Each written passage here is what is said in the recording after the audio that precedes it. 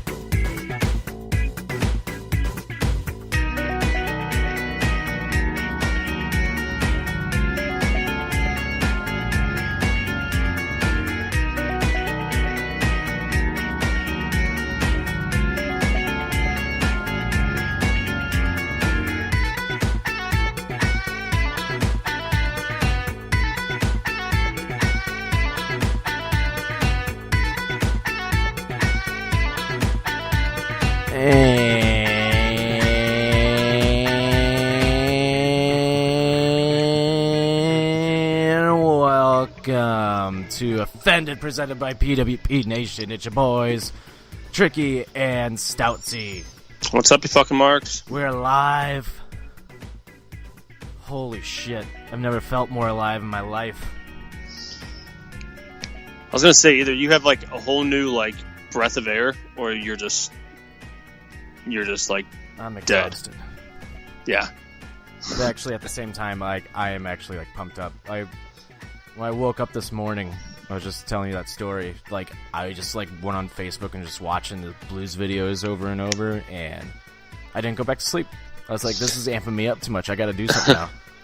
It's like you got like a really good workout in. Like, you're exhausted from the workout, but like your blood's flowing. Like, you kind of got like some new energy. Right. Fucking Christ, dude. So, for today's show, we're bringing back kind of like an old school format here. We got like a lot of topics to talk about for once. Yeah. It's going to be a little longer because we didn't have one last week, too. So, you know what? You get a little special longer episode. Yeah. You're welcome. Enjoy folks. It. And on top of that, the fucking Blues are going to the Western Conference Finals, baby. Ooh, for the first time since 2016. Mm-hmm. Loving it. God damn. Oh, yep. Patty Maroon equals David Freese of hockey, and I love it. What a fucking moment. And you know, of course we will have our hockey wrap-ups out tomorrow, correct? Do you want to do it after the game tonight? If not after the game, probably tomorrow, maybe. Yeah, you just want to record tomorrow? Yeah. This is how we get that love. We're giving the little behind-the-scenes look at how we do Offended. You want to do it tomorrow? Yeah, I guess that works. Yeah, or you want to do it the next day? Yeah. Well, you texted me last night, and I was like, oh, yeah, I mean, you know, we had a big Blues win. I'm like, oh, cool, yeah, you know, we're probably amped up to do that. I was like, but wait, we got another Game 7 tonight, hockey, Colorado, San Jose. The Blues play the winner of that, so I was like, well, let's wait and see how this finishes up. Give a full NHL playoff wrap up. Tomorrow. Yep. So we'll do that. We'll preview the Eastern Conference and Western Conference Finals. Look at how we did on our picks. Yep. How did we do? I don't know. As of right now, we are completely correct, except for one series right now. And I hope we both get it wrong. Yeah, me too. But on the number of games, on the other hand, we didn't really get that right, but we still got the teams right. Yeah, that's all that matters. Yeah, that's really all that matters. But anyway, so Game of Thrones podcast, by the way, we will resume next week, just reviewing the last 2 episodes. The reason why we didn't do one this week is I was in Kansas City seeing the 1975, which, holy shit. Did I tell this story real quick? Of course. So Monday night was the 1975 concert that Katie and I had tickets to for months. Like, we were excited. We got pit tickets. So, like, it's going to be a great show, right? Well, we see that there's, like, a chance of thunderstorms, like, for Monday night, like, on Saturday. But they weren't, like... There wasn't supposed to be, like, anything big. And then as the weekend progressed, they're like, severe thunderstorms coming. And I'm like, fuck. Yeah, well, and to point out, I believe over the weekend, the 1975 had to cancel 1 or 2 shows. I know they had to cancel the one in Colorado because of storms. Colorado and Austin, Texas. Yeah, I think the one they were able to make up the next day, though. So they were having a bad string of luck there with weather. So yeah, the odds were not in your favor. No, not at all. But I just want to fucking shout out the Buzz radio station in Kansas City and the 1975 in general, because I've never seen this before at a concert. They made everybody leave the venue, go sit in their cars until the storm passes through so they could still do the show. The 1975 and the radio station were that adamant on, like, getting the show done. I've never seen a concert do that. I've been to concerts where, like, we got to cancel, you guys got to go, like, storm's coming. They were smart enough, though, to move up everybody, like the 2 openers and the 1975 set time. So 1975 was originally supposed to come on at like 9:30. They moved them up to like 7:30, and then the storm came in like right at 7 o'clock. So they're like, all right, everybody go to their cars. And we're all sitting there waiting for updates. And then I kind of clicked in my head. I'm like, oh my God, this is a brilliant move of them to fucking move up the set list, because the curfew of the venue still stays intact. So that means the 1975 could possibly go on at their original, like, scheduled time. And that's exactly what they did. And they put on the show, and the show was amazing. And Maddie was like, we're getting through these shows by, like, the skin of our teeth. Like, fucking, we're just barely doing it. It's like, but we're making it work. He's like, he walked out on stage. He's like, I wasn't expecting to see this many people here. I thought a lot of you people left, and you guys didn't. This is awesome. I'm like, yeah, it is. And then after he played Love It If We Made It, he goes, song ends, and he goes, see, I'm worried about you little fucking snowflakes. Fucking great. Oh, man. Yeah, that's just awesome. It's just like you said, it's a hell of an idea for the venue and all the bands and stuff to, you know, move it up and stuff. I don't know how that maybe affected people getting there and expecting to see certain people at certain times or not, but I mean, you know, I'm sure some people really want to, you know, there's openers they want to see, but I mean, in all honesty, I would assume the majority are there to see the 1975. And the 2 openers, there was not a lot of people there, like, at all. Really? Yeah, so I don't know if people weren't getting the memo that they were taking the stage. What I thought was really weird, the only thing I thought was weird, was that Maddie on his personal Twitter account was the only one that said we're taking the stage at 7:30 now. The radio station nor the 1975's like Twitter handles like said that. I was like, yeah, that should be something that should be said. Actually, I'm looking at it now. Never mind. The radio station retweeted his tweet, so I guess that got it. But, like, okay. Still, like, yeah. Thank God, like, you know, I follow Maddie. Like, otherwise I would have had no idea.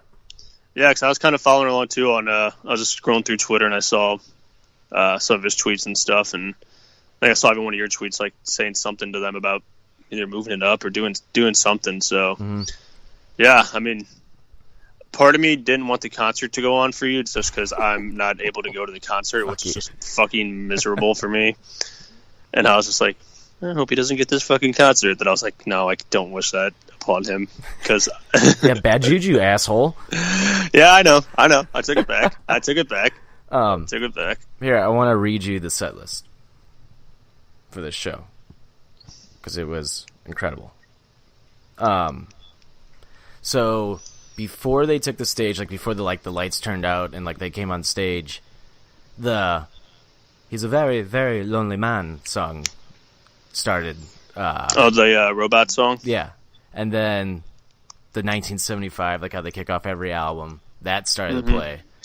And then they took the stage, and here's the songs in order.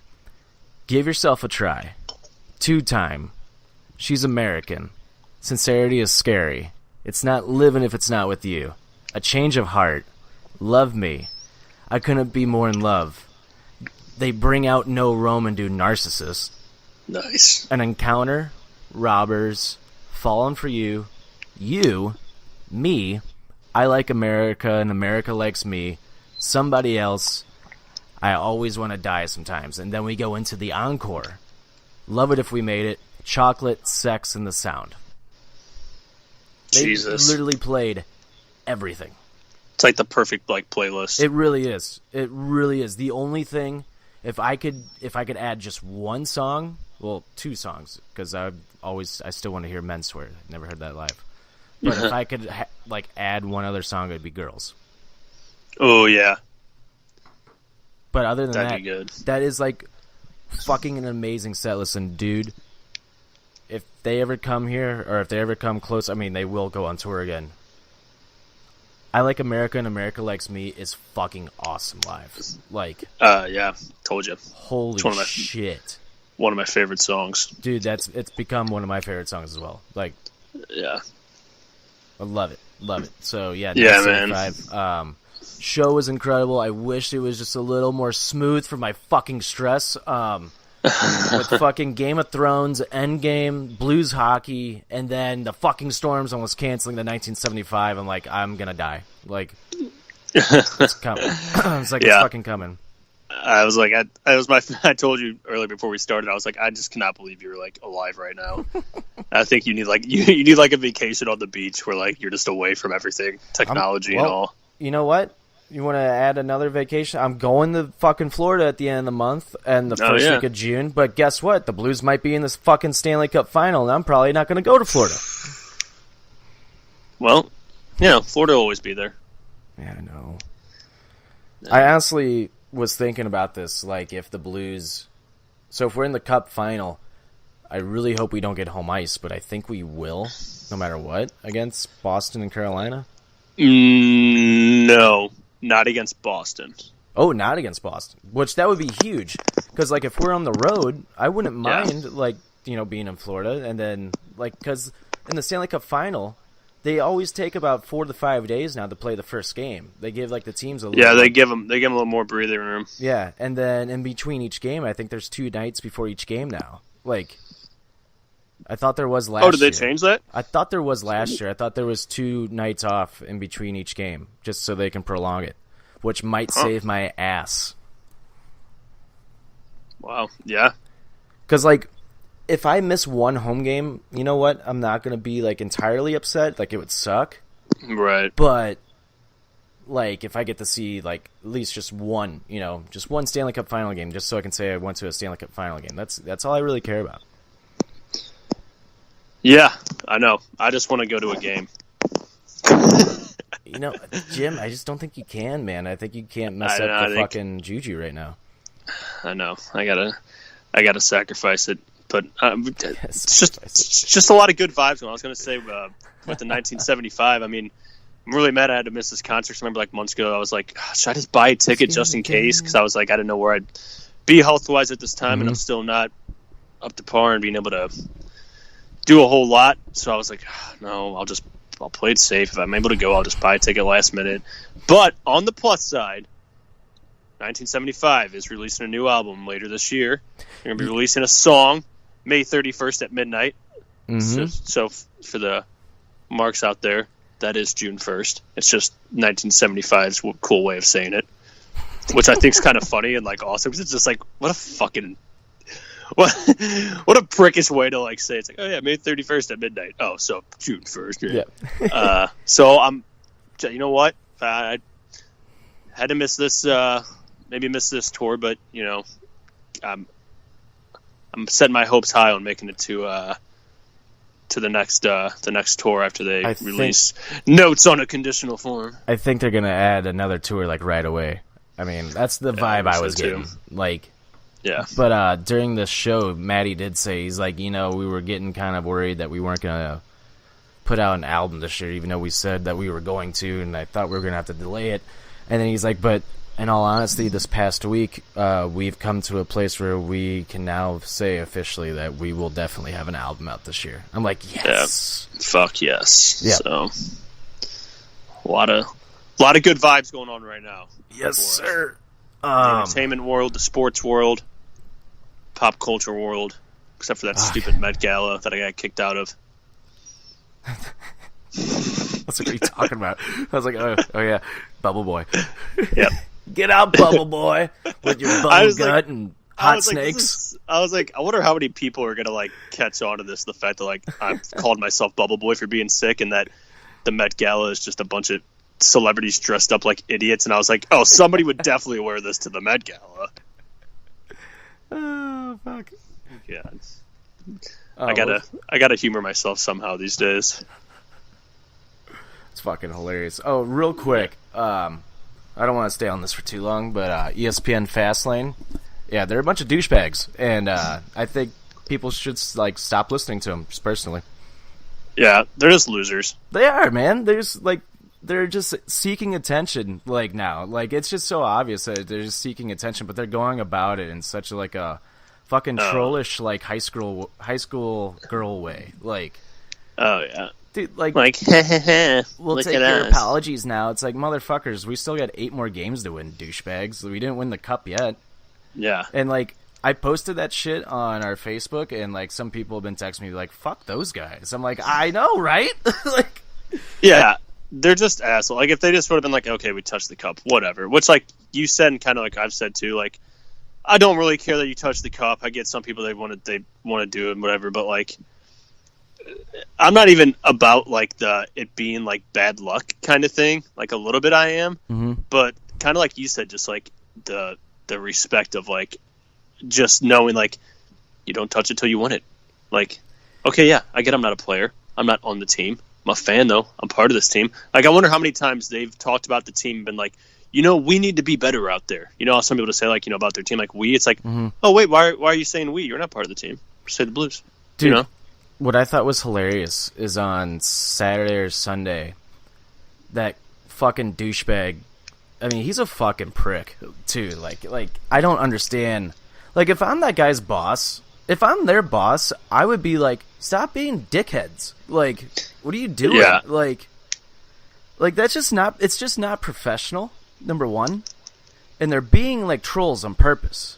And I even brought it up to the damn Buffa guy, and he was sticking up for it. I'm it's kind of a cheap way to get attention, though. And he's but aren't we all just seeking attention? I'm not in this way, no.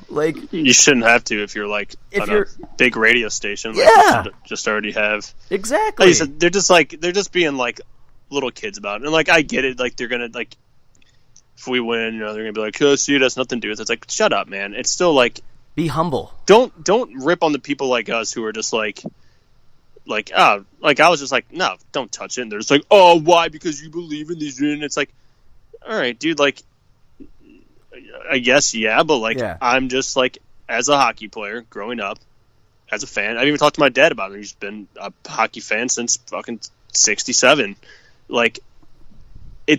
It's just a matter of for me, if we win it and the Cubs in St. Louis, I can touch it. Yeah, right. And I've waited. I've seen the cup a few times and never touched it because I was just my dad's can't, not until this team wins it. Cannot touch it. So it's it just means that much more to me of just finally. And I just couldn't believe that. I'm it's about respect. And he's what the fuck do you mean it's about respect? I'm are you kidding me right now? Yeah. Jesus Christ. I kind of wish, I want to screenshot that and actually, and send it to a bunch of hockey players, a bunch of hockey personalities and be look at this guy. This guy says that he's a hockey guy, but it touches the cup, which, again, doesn't really bother me. It's just the way they're fucking going about it, and the way he's just being like an ass about it. Yeah, dude. and how they said like an ass about it. Yeah, and how they said like, what does respect have to do with it? I'm like, are you serious? A lot. Yeah, like that's just life. Fucking lot. Like, like that makes me like never want to listen to another one of their episodes ever again. Like, legit. And what I thought was so funny though on Sunday after the game, he finally responded to me after we won. He responded to us. I'm like, and I just looked at Kay. I go, I'm gonna be like a big ass fucking troll, and I started being a dickhead to him. Like, I'm like, you're a fucking moron, dude. Like, just get the fuck out of here. And then I openly admit to being a troll to him, and he didn't get it. It like went over his head, and he kept responding, kept getting butthurt. I'm like, what? Like. Like I said, man, this guy's just like, probably never won a trophy or played anything competitively in their life to, understand just what winning a trophy means. So right, and they're just like the little pest, like arrogant kid in like cartoon shows, like that little fucker in like the Recess show that like always rats on the kids and stuff, and it's like, hey, like look at us, look at me over here, like just fucking nerds. I've never cared for most of the sports talk on that station anyway. Like, listened to them when I was working in landscaping. My buddies would have it on the truck, and like they talk about baseball and stuff. And just some of their takes were just so like, I don't know. They're too statistical for me. Like they don't understand like the other parts of it. It's like just get out of here. Just whatever. I mean, be nerds. How many times has Randy fucking tried to say something to me, and it's just like, you look like such a fucking idiot. Like. Oh, yeah. Well, if you look back to, like, from December 3rd at 7:47 p.m. when the sun was 70 degrees, Jay Bomeister, when he plays a shift, when he ties his left skate first, is, plus 32. Like, well, how about the... Well, I don't care, because the last 3 games he's been shit. How about, like, when he was fucking coming at us, like, saying, like, the Blues were... better during this. I'm like, really? Because I'm looking at their schedule right now. I screenshot it. I'm like, those are a bunch of L's, and these are W's without a certain player. Like, that's weird. And like, because he didn't play for like this entire month, and like we kind of played better. And he was like, no, that's not correct. And I'm like, oh my god. Oh, okay, all right. And then he fucking started agreeing with us. Yeah. And I was like, Jesus Christ. I don't get what's up, like, their MO over there, but, like, fucking Jesus Christ, buddies. Like, you guys aren't hot shit. You guys are fucking local ESPN, like, guys for the fast lane that, like, I just don't get it. I don't fucking get it. Like, they think they can't be touched, and it's like, motherfuckers, like, you deserve to get kicked in the balls. Like, you legit, like, if I see that Chris Rodney douchebag out, I don't care if I go to jail for a night. I'm going to kick him in the balls. Yeah, I said I've had revelations lately about my life because don't get to do much anymore, and I'm trying to be a nicer person. But if I see that guy, I'm probably gonna, like, when he's standing there, like, tie his shoes together. like he's just a fucking prick. Like, yeah, man. And well, they got an. I think it just comes down to like an ego thing where they're just like, well, we're on the fast lane and we're this and that. And it's like, I don't give a shit. That doesn't mean your opinion's more valid. It just means you got into broadcasting and I didn't. Yeah, I mean, these are obviously two guys that have never laced up a pair of skates in their fucking life. So yeah, like I said, they've never even got a participation trophy. That's how bad they were. That's exactly what it is. Like, yeah, it's just like, oh man, like they bunch of nerds. They are. They irked me. They irked me with the way they were doing that. But I think I got the last laugh though, just being like, I had to say to him, I openly admitted to being a troll to your game. Like, I fucking outsmarted you, dumb shit. And then he never responded then. I was like, oh my god. That was the best. Is when I go, I completely fucking outsmarted you, dipshit. I've been trolling you this whole time. No response. But he responded to, like, everything else. Like, love it. I loved it. Just nerds. Yep, and then we had somebody else today that like commented on our picture. It was like, Jesus, buddy, they need to learn like being what they say, bring some humanity back, like, to yourself. Like, take basically what you're saying. Take your ego out. Yeah. Yeah. Yep. Fuck those guys. Yep. Just fuck them. I think that's the last time I'll ever bring them up, honestly, and even on social media. Fuck them. But they gave us some free publicity, so I can't complain. Yeah, exactly. Let's get in the songs of the week. Let's do it. Oh, by the way, Jim, I need you to send me your songs from last week again, because I accidentally deleted them. Did we do songs of the week last week? I don't think we did. 2 weeks ago. Oh my god. Alright, I'll find them. My bad. You want to go first? You want me to go first? I'll go first. Okay. My first song this week is from the incredible Game of Thrones. I guess, can you call it a soundtrack? I guess not really. It's not in the show. It's kind of is, but it's like music inspired by. Yeah, is that what it says? I can't remember what it says on like Spotify. It's like music inspired by like Game of Thrones or something. It's basically just a little album about it, which I think is just incredibly well done. I was kind of nervous about it because I didn't know how it would be, but it's very well done. And song I picked from there is, I think, the first song on it, called Kingdom of One by Maren Morris, who sings that really annoying The Middle song that we heard for like 1,000 straight days. You know that song? Baby, I love that song. Yeah, I love that catchy, song. But when it plays, it's stuck in my head, and I'm just like, God damn it. Why don't you just meet me in the middle? Bam, bam. I'm losing my mind just a little. Bam, bam. It's a great song. I love that song. It's catchy. But yeah, Kingdom of One, Maren Morris. It's the first song on the thing. I just love the little, like, the guitar riff that plays in the background through it all. It's just a good jam. I don't remember how that song goes. It's like, oh man, I really like that fucking Lumineers song on that album. Yeah, that one's good too. I left off one because I thought maybe you'd have it this week. Oh, by The National? Yeah. No, I actually didn't pick that. Oh, okay then. Oh. Well, fuck me then. But yeah, it's a good song. Go back and listen to it. Kingdom of One. It's just I don't know, man. Like, every song on this album, I was able to like relate to the show somehow. Mm-hmm. They did a really good job. Even The Weeknd, SZA and Travis Scott, you can even relate like to the show. I just love like how they basically just sing about like certain stuff like from the show. I think it's very well done. Yeah, without like using too much of like the show like references, kind of like the wordplay of it. Yeah, man. I think it's really the Lumineers like were maybe the only one that I can really think of that was like they brought in a lot like from the show, like lyric wise. Yeah, definitely. Anyway, so, what's your song this week? My first song, since I saw them Monday night, and I realized the song's not on our playlist, on the Offended Presents Songs of the Week playlist, which is on Spotify, not a big deal. But Change of Heart by the 1975. It's my first song this week. Nice. When I lay awake. Great song.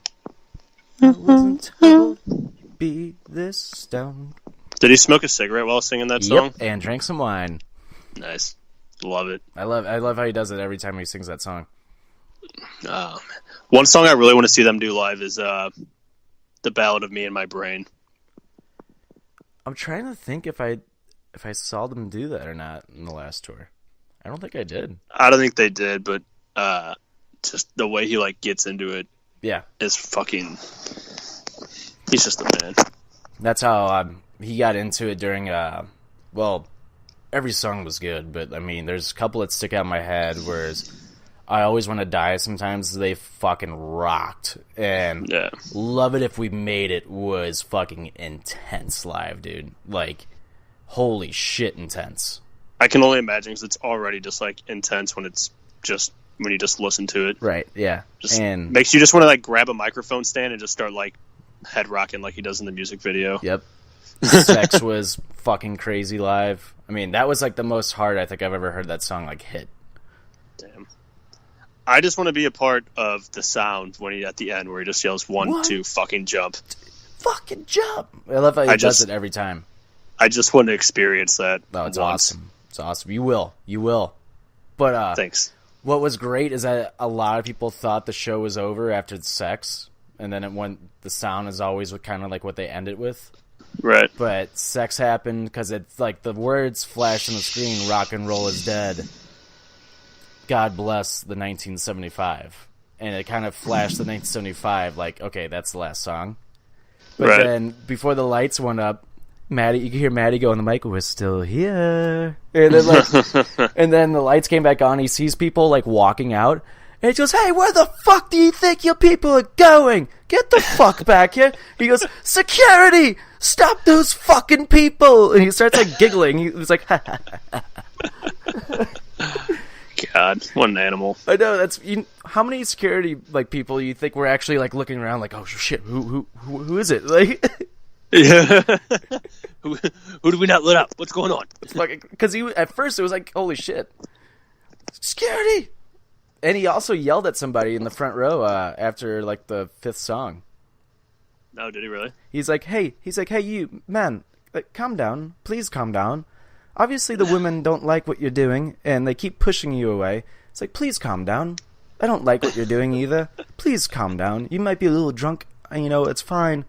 But you have 4 really big men standing right next to you giving you a dirty look, so I think you should calm the fuck down. Please stop it. He's like, I'm sorry. He's like, I'm sorry for having to do this, but please just chill out.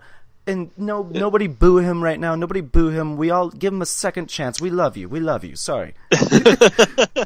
just fucking calm down, mate. He's the man. Love it. Maddie. Good pick.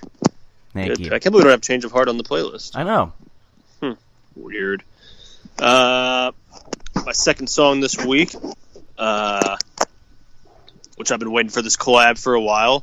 Not really too much crazy, I guess, texture to this song, but Logic and Eminem, Homicide. Just 2 really fast rappers just fucking going at it on a track. And it's Eminem, Logic, and Crystalia. And I was getting there. Yeah, Mark, I was saving the best part. Yes. My bad. He is at the end of it, which is hilarious. I'm so happy that they did that. The points embarrassing. Dude, when I first listened to the song, I heard the end of it, I was like, is that really him? Yeah, did they fucking put that in the song? I was like, is that Crystal? I was like, that fucking is Crystalia. And I got on Twitter and I looked at his tweets. Goes, okay, it's out by now. Yes, I'm at the end of the song. It's awesome. Yeah, those 3 have a picture together, which is really cool. But yeah, I just like the song. It's a good, just kind of like if you're just trying to get, I guess, a little pumped up or just feel like rapping out. Plus, Logic is dropping another album this Friday, so I'm hoping another one. Yep. Jesus. Yeah. Well, the last one was for his book, but I mean, still, it's putting out a lot of music. He puts out something like at least once a year, which is crazy. So, but yeah, so I'm looking forward to that. But yeah, well, nice song. I was waiting for these 2 to collab. I like Eminem's verse. I think I like Eminem now better when he's just kind of like featured on stuff because he just doesn't have to worry about like putting together like a whole story kind of filled album. He can just be Eminem and rap. Did Justin Bieber kind of scare him? He never responded. No, I don't think he did. I think he's just like, I'm not going to bother because he did the whole thing with MGK. And I think it's just like, it's not worth it. Like, Eminem's already said his piece on what he thinks about new rap and stuff. He's not going to keep going back. And I don't know, man. He realized it was Biebs, and he's like, You think Justin Bieber's going to scare him? He's like, fuck, man, that guy plays hockey. Poorly. Yeah. He takes clappers on breakaways. Thank you, Sandy Blay. Speaking of which, Justin Bieber, Ed Sheeran are dropping a new song, I think Friday. I'm amped up. I wanted a Bieber banger to come out this summer.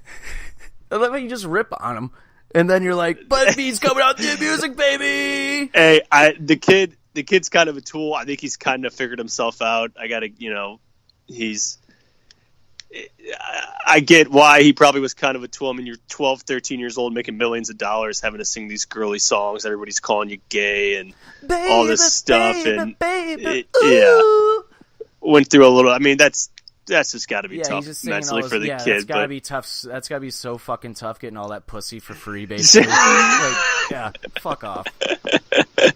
Well, imagine getting all that pussy that just being told you're gay. It's like, guys, I'm out here crushing puss, bro. Like, I'm not gay. He's like, oh yeah, I'm gay. I'm fucking your mom. Like, yeah. It's like, God, no, fuck, he probably is. But the kid drops bangers every once in a while. I can't help it. I got to give him that. He comes out with a couple good bangers and gets me going. They play at the bar, so I'm looking forward to it. I tweeted like 2 weeks ago. I was like, I need a Justin Bieber banger this summer without knowing that they were doing this song, and then I'm getting one. I don't know. I mean, I think people just listen to me on Twitter. Yeah. I think a lot of people do. I think incognito. They don't want to admit it. You know. Yeah, they don't want to. They're like, oh, this kid's like sick and has a gross disease. By the way, on our, I noticed on our Apple Podcast under our show, we have a 5-star rating from like a random person that I have no idea who it is, and they gave us like a really good. Hey, well, shout out to random person. Yeah, thank you, random person, because I gave myself random. one on there to give us a 5-star, so get it going. Oh, thanks, Randy. No doubt.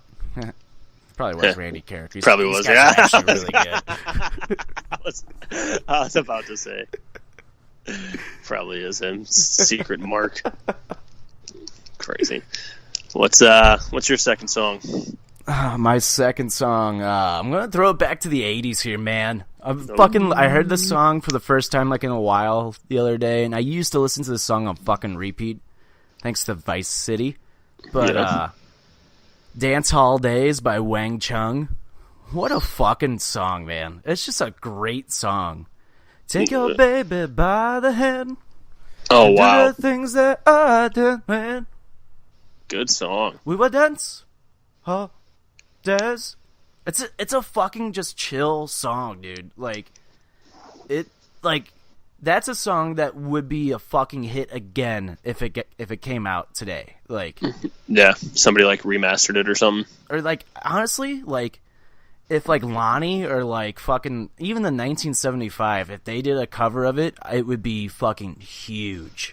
Lonnie though, I could see doing a really good cover of it. Oh yeah, I like that.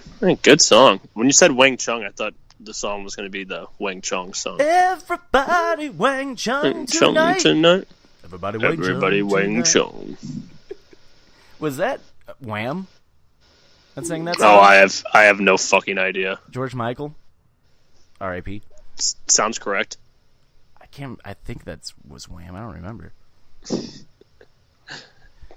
Well, what's your third song? I'm gonna look that up. My third song this week is by a little band called Maroon 5. A little song called Wait. I don't know if you've heard it yet on the radio. Is it new? I don't know. I don't get to listen to the radio very much, but when I went to the doctor the other day, I had the radio on. We're idiots. Wang Chung sang that song, and it's called Everybody Have Fun Tonight. Duh. It's the same band that sings Dance Hall Days. Oh, Jesus Christ. Wowzers. But I don't know if it's new. It's off like their Maroon 5's last album, which whatever the song was they had from the album that was huge last year or something. But it's a little song called Wait. Just a little catchy, classic Maroon 5 song.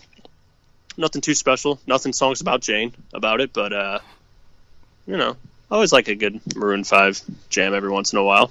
Right. It's like a Bieber jam for me. 'Cause girls like you. Have you seen the girl with the violin play that song on the street? No. Oh my God! Have you seen the video of this girl at all? Doing covers with her violin. What are you talking about? Okay, I'll have to send it to you. This girl is incredible. She plays like the violin, electric violin, or what I don't know. I don't know percussions. But she's like a street performer, and so like the beat of it like plays in the background. So like the song "Girls," but for like the lyric tone, I guess, to it, she plays with the violin, and it's incredible. She covered "Girls" by Maroon 5, and I'm like, holy shit, this is incredible. But then she also covered "Sunflower" from Post Malone and I think I have seen that now. Sway that I'm Lee. thinking about it. I think I have. I think I remember seeing a violin to like "Sunflower." Yeah, and she's fucking incredible. Like the Sunflower one, I'm like, oh my god, this chick is fucking awesome. I wish I would have played the violin, not get made fun of. It's fucking nuts. I'll have to find it, send it to you again. This girl's fucking... It's so funny how like people make fun of other people for like a certain type of instrument they play, but it's actually fucking so impressive that somebody can play that instrument. Like, I think about that all the time. Like when I was younger, I'm almost like, I wish I would have like learned how to play the piano. Because like if you think about it, like I remember this kid in my grade school like did like piano lessons, and he was like a buddy of mine, and I was just like, oh, you play the piano, dude? That's so lame. Why aren't you playing baseball or like a sport right now? Yeah, and I'm sitting here and I'm like, I wish I would have learned how to play the piano so I could write cool songs and like you just take a girl home and she's like, oh, you have a piano? You go, Have you ever heard the song "Imagine" by John Lennon?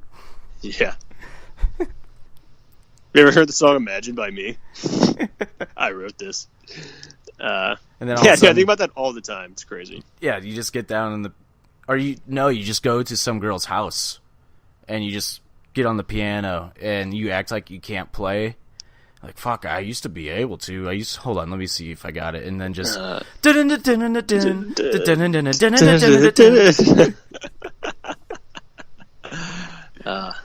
Incredible stuff. Now, I impressed Katie by playing the piano. I played "Runaway" by Kanye West. Because that song is so fucking easy to play on the piano. I played a little Dr. Dre song on the recorder a couple months ago. Not too shabby. Not too shabby. Not a big deal. I think I was hallucinating at that time and didn't know what I was doing because I was just sick and not knowing what was going on ever. And I was like, "What's up? I'm gonna play this recorder." Dude, fucking fun little short story. There was one time in like high school, my friend brought his guitar over, and he wasn't very good at guitar, but I picked it up. And I'm just fucking around on it. I don't know anything. I can't play the guitar. And I hit a strum. I hit a chord, like, perfectly. And I'm like, I'm keeping my hand here. And I started strumming. And, dude, I hit something, like, perfectly. Like, and I kind of I moved my hand just up and down. That's all I did. And I fucking was, like, legit playing a song. And my friend's like, how'd you do that? I'm like, I don't know. I have no idea. I don't know. It just sounded good. Could never do it again after that. It just sounded good. I'll do that every once in a while. I'll be fucking around on that ukulele I have over here, and I'll like hit something. And I'm like, well, that sounded like that's supposed to be something. Mm-hmm. And then I'm just like, okay, let's see where this goes. And it just turns into like junk, and I'm like, okay, that was just a lucky moment. Is it my turn? Yeah, your third song. My third song this week is actually by Lonnie. It's his new song with Julia Michaels, and the song is called "Okay." And it's just, a typical Lonnie song. Windows down, Roadhead. Oh, yeah.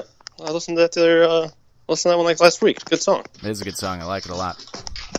Yeah. Cool. We'll pause. Okay. All right, so whose turn is it?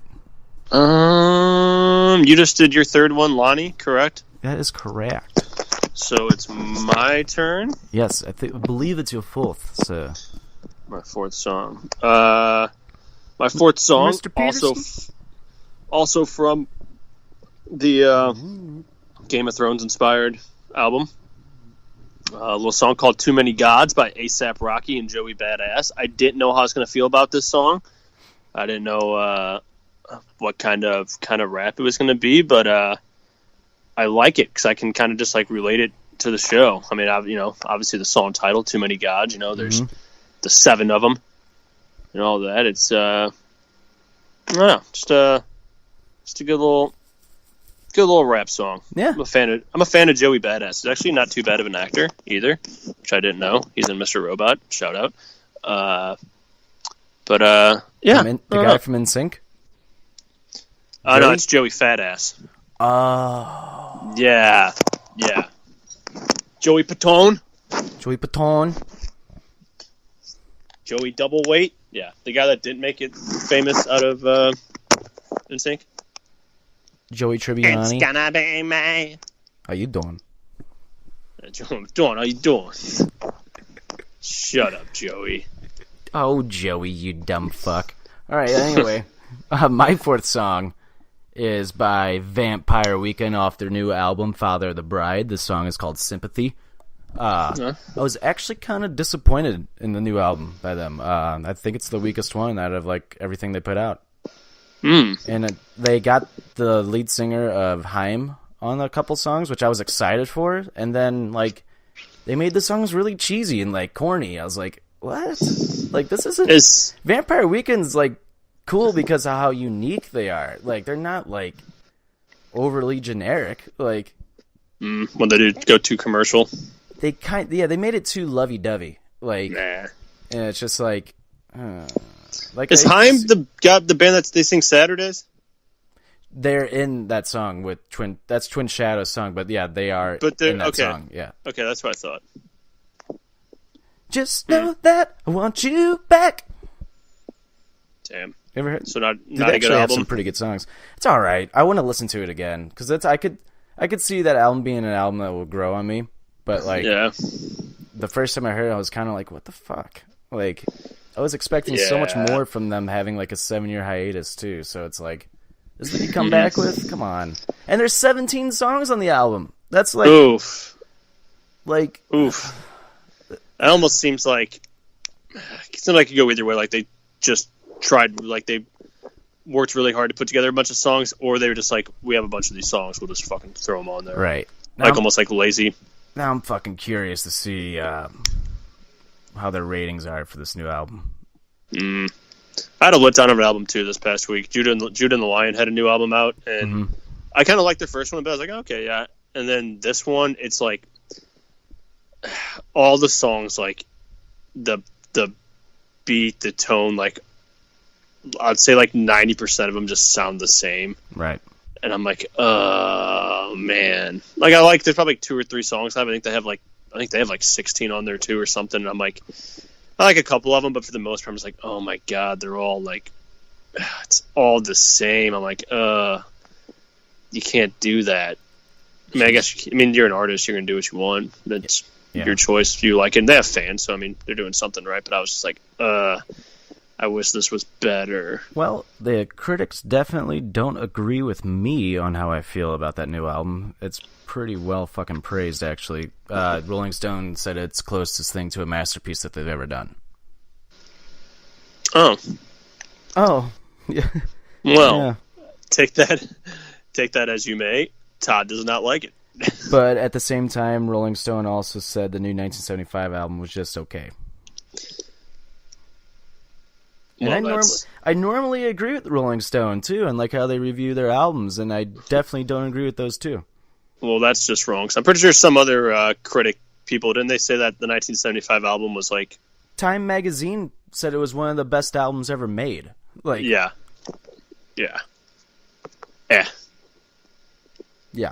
Fuck you, Rolling Stone. Yeah. Piece of Nerds. shit. Nerds. What's your fifth and final song? My fifth and final song is from a little band called The Broken Social Scene. It's a new kind of, I guess it's a new album. I guess more of like a new LP kind of. There's only like 5 songs on it. It's a little song called Big Couches. Oh wait, did I say that right? Did I say the song right? Big Couches by Broken Social Scene off their new album. Let's Try the After, Volume 2. They're good. I think you'd like this. I think you'd like a couple songs off this. They're a little indie band. This song kind of reminds me of... You had me at indie. Well, keep it in your pants over there, bud. This song reminds me of the band Phoenix a little bit. Oh, okay. Then I probably will dig it then, because I really like Phoenix. Yeah. I'll have to text you and remind you. But yeah, a little song called Big Couch. It's just I'm trying to think of what Phoenix songs it reminds me of. Not Litsamania. It reminds me of a song off that album with Litsamania on it. I think the album's called 1901. Yeah. So, it's a good song. Just a good little jam. I like the Broken Social Scene. My sister really liked them, and there was like 2 songs I listened to like all the time in like high school by them, and I never really listened to them again until like earlier this year when I was picking songs. I was like, man, what the fuck was that band that I used to listen to like 2 songs of? And I guess they still make music. And I was like, oh, cool. This is good news for me. Nice. They still make music. Cool. So, yeah, definitely check them out. Broken Social Scene. Let's Try the After Volume 2 is the little album. About 5 songs. So, quick little listen through. Nice. Think you'll enjoy it, everybody.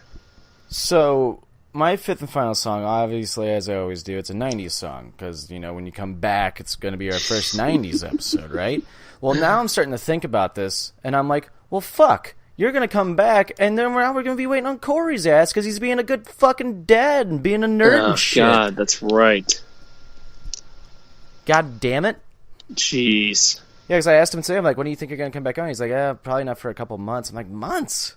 Oh, jeez Louise. Like, our 100th's coming up. Oh, he'll make it out for the 100th. He better. He will. I'm not going to buy anything for his cute daughter. We'll bring the 100th to him. Damn it. Get his baby on the show. Mm-hmm. Little baby pod. Millie, want to come on the show? Millie? No, fuck you. Oh my god. You're just like your father. I knocked somebody out one time. Oh my god, you're just like your father. Why the fuck would she say that, Corey? Did you just see her just hitting a joint? I don't know. It's just like all these people are so offended by everything. You're 3 months old. Corey's gonna say something to her, and she's gonna go.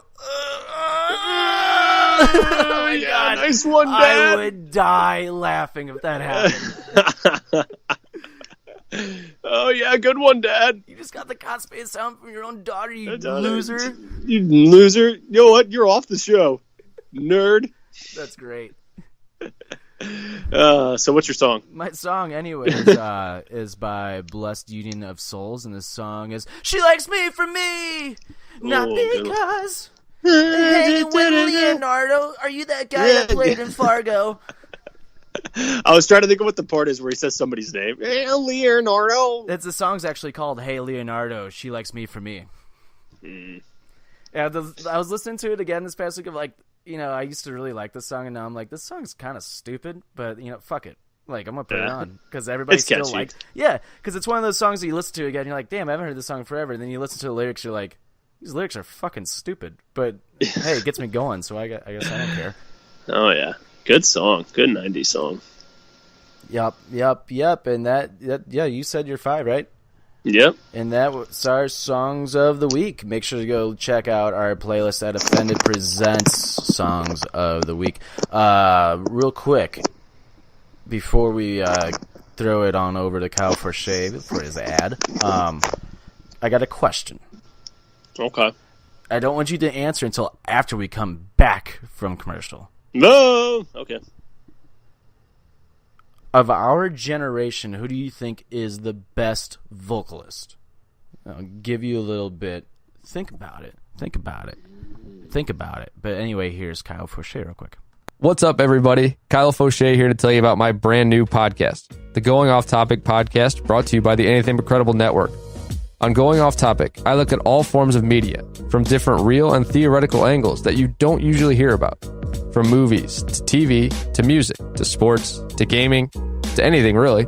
You never know what the topic will be, but you're guaranteed a new angle and a different conversation about it, that's for sure. You can find Going Off Topic anywhere and everywhere that you get your podcasts. Check out our social media feeds on Facebook, Going Off Topic with Kyle Forshea, on Twitter, going_off_topic, and don't forget about anythingbutcredible.com, where you can find everything for the pod, including the written blog post. That's right, we're carrying over the Going Off Topic blog to anythingbutcredible.com too. So check it all out there, and I'll catch you on the next topic.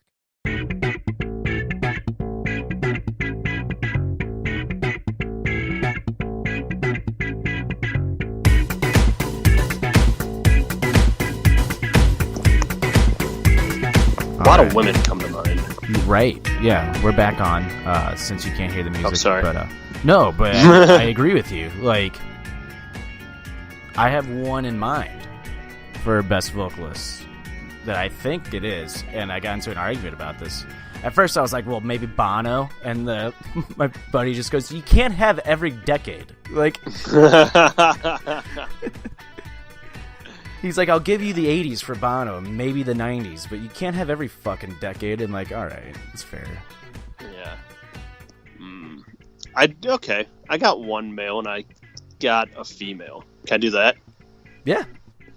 Any one of each. The male, I'm going to go with, which some people might not agree just because of the genre of music, but Chester Bennington of Linkin Park had some incredible range in like his screaming and singing that people have talked about before, just like the way he's able, like the like they have never like compared him like, oh, it's like Freddie Mercury or something like that. But you know, when you're like a rock band, like the guy's like a emo kind of, they weren't like emo screamo or anything, but he's able to, his vocal range was pretty damn impressive. Yeah. For like a rock singer. That's one that comes to mind of like a male. I can't think of any other like, so I'm thinking like 2000s on. I can't like. I think for male, I think I have to give it to Panic at the Disco's lead singer. Oh, good one. Brandon Urie. Wow. Yep. I his knew I was voice is missing just- something. His range is unbelievable. God, good one. I knew there was something like that I was thinking of. I could not get it. Like I couldn't think of it though. Fucking perfect. Yeah, I'm changing mine to him. I'm gonna copy you. Thank you. Damn, I'm trying to think of good another one. male. I feel like I'm missing one other male. Kanye West. But Drake. eh. Nah. Flexing the pants of the Ponson. Damn. Yeah, Good one. I'm just gonna stick with that. But for female, two women come to mind. Okay. Lady Gaga and Adele come to mind for vocalists. Ooh, good ones. Yep. Lady Gaga, I think, is my number one overall, though. Yeah. She I was just hits some fucking notes that like human beings should not hit. Like, right. Yeah. Those are two good ones, man. There was like, I'm glad you said those two because I was probably gonna name off like just a bunch. Because it's hard to pick like a best, but yeah, those two. God, I hate to say it, somewhat, but I mean, Mariah Carey can just hit some notes. she used to, not so much. She used anymore. to, not so much now. She used to, but I was like her. I was a tossed up between her, Alicia Keys, and even Amy Winehouse. Ooh, I forgot about Amy Winehouse. Yeah, she was phenomenal. Yeah, and I think I just picked Alicia Keys because she's just so fucking cool. I used to like really not like her, then I not like her music, and now I love her music. Yeah, she's just a fucking. Some people want it all, but I don't want nothing at all. If it ain't with the Firefly Funhouse, and I don't want it, Bray Wyatt. Yeah. Yeah, but yeah, those probably those five that we just kind of named are, and I'm sure people are like, "What about Beyonce?" I'm like, And what "Beyonce's about really good at singing." no, bitch? Beyonce's really good at singing, I don't but think you're like ready for this jelly. she's more just like really good at putting out, good songs and stuff. So I think that's always been my argument with Beyonce. Do people really think that she's that good of a singer, or is she just that good a performer? she's that good of a performer. Exactly. Like, Yeah, like, good singer too, but her she's a really good entertainer. Like, I'm not trying to take away anything from her, but I think she hides it behind how good of a performer she is. Yeah, definitely. That's why it's like I think Adele and her songs is a you can way just fucking dance to. Like, yeah, and Adele is like almost kind of the opposite. Like, she's not like the entertaining. Like, she's entertaining, but she isn't like the whole like dance around kind of thing. But her voice is just incredible. right. And she just broke up with, I think she just got divorced, so we're probably going to get some dope breakup Adele songs. Let the sky fall again. Don't, man. That was a tough question. I know, yeah. I thought I wanted to bring that up on the pod. But anyway, let's get to another topic here. How about the fucking XFL? How about the TV deal, dude? Like, wow. Incredible. It's fucking crazy. Yeah. What do we got? ESPN, Fox, ABC, and... I think that was it. Or is it just those three? I think so. Or is there a fourth one? Probably another ESPN or a... I thought it probably was... probably one of the extra, they have Fox Sports 1 and all that shit. Yeah, I think it is just Fox Sports 1. That's what I think it is. Let me see here. I'll go to the XFL page now. But yeah, I mean... How the fuck did Vince pull off that deal, man? A multi-year deal, too, on top of it. Like I said, this dumbass can't figure out how to book wrestling, but the guy's a good businessman. I'll give him that. He knows how to bring money in and make money when it comes to the business side. Right. I guess. Yeah, it's ABC, Fox, ESPN, and FS1, which are 4 pretty damn big stations. Yeah. Todd, I don't know if you know that. Well, Disney does own... Oh, wait, no, not the sports divisions. I don't think they own... I think Fox still owns the sports divisions. I think they just sold off their entertainment rights, possibly, to Disney? Maybe. I'm not sure how that works. So I know Disney bought 20th Century Fox, but I don't know if all that's included or not. I don't know. Yeah, I don't know. Anyway. Yeah, what a deal. And I was texting my buddy Chris, and I was like, I really hope that St. Louis fans show up just to fucking stick at the Kroenke in the NFL. Just be like, we didn't fucking care. You kidding me? We just sold out a fucking XFL game, so eat a dick. And on top of that, when I said that to my buddy Chris sent me the exact same thing back. We sent it to each other at the same time. He texts me, he goes, hey, great dickheads think alike, right? Yeah, man, it's kind of like, obviously, you were thinking about it too. It's like my post I had on Facebook where I was like, listen, if I'm any city that's getting this team, and maybe if your city doesn't have a football team like us, why not, instead of sitting and be like, oh, it failed, blah, blah, blah, the first time, or it's not the NFL. No shit, it's not the NFL. People that supporting it like us, obviously it's not going to be the NFL. It's not going to reach that high of a point. The NFL is just so fucking big. But like you just said, and what I said on Facebook, why not, as a city of St. Louis, the tickets I imagine are going to be a very fair price. Mm-hmm. Why not? You don't have to be a season ticket holder, but why not go to a game? I think they'll be played on Saturdays and Sundays. Why not go? Why not go down there, have a reason to tailgate with your buddies again and go watch some football? You might not know any of the players, their names. They might not be big name people. But why not take, one day out of your week, like you did anyway for the NFL when the Rams were here, go down there, learn some players, and just go have fun with it. Right. Just let loose, and if they're sucking, I don't know. Who knows if the team's going to be good or bad, or what teams are even going to be good or bad. But just buy a ticket, go down there with your buddies, tailgate a bit, go in there, get a little buzz on, scream for the team. Just have fun with it. Why not? And like you said, and I also said, stick it to Stan Kroenke. Right. Listen, hey, they just brought in this XFL team that maybe people don't give a shit about in the rest of the world, in the football world, but here are fans out, and I doubt we fill 60,000 in the dome, but hey, you get 15,000 people maybe going, 10,000 people, and just show that you're having a good time, and you support the team. Why wouldn't you want to do that? No shit. Just have fun with it. Why right. not? I know I'm gonna want. I'm definitely gonna want. It's only, I think it's a 9-week season too. So I think it's 10. I think it's 10. Is it 10? Playoffs. Okay, yeah, I think it goes from February, and I think it will finish up champion the end of. I think that's right. April. I think you're right. I think it is 10 weeks. Yeah, it runs from February to April. So baseball hasn't started yet. You're kind of getting into the end of hockey. It's starting into playoffs. So why not throw another sport in there for your city to enjoy? And, like I said, it's one day of the week. Go down there. Go downtown. Lighten it up. Right. Have fun. Embrace it. As long as we're the St. Louis Stunners. You're set on that, aren't you? I am, man. It just sounds cool. I see the black and blue. I'm set on. I know it won't happen because XFL and WWE aren't going to mix, yada yada. But still a cool name. Plus, I just want to get stone. I just want to get stone cold here. Hey, you know what? We could maybe be the leading podcast of the XFL here in St. Louis. Maybe.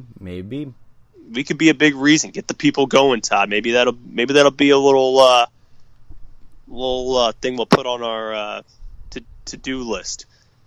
Talk some XFL. Maybe try to get the people going. I don't know. Maybe they'll give us tickets. That'd be awesome. That would be kind of cool.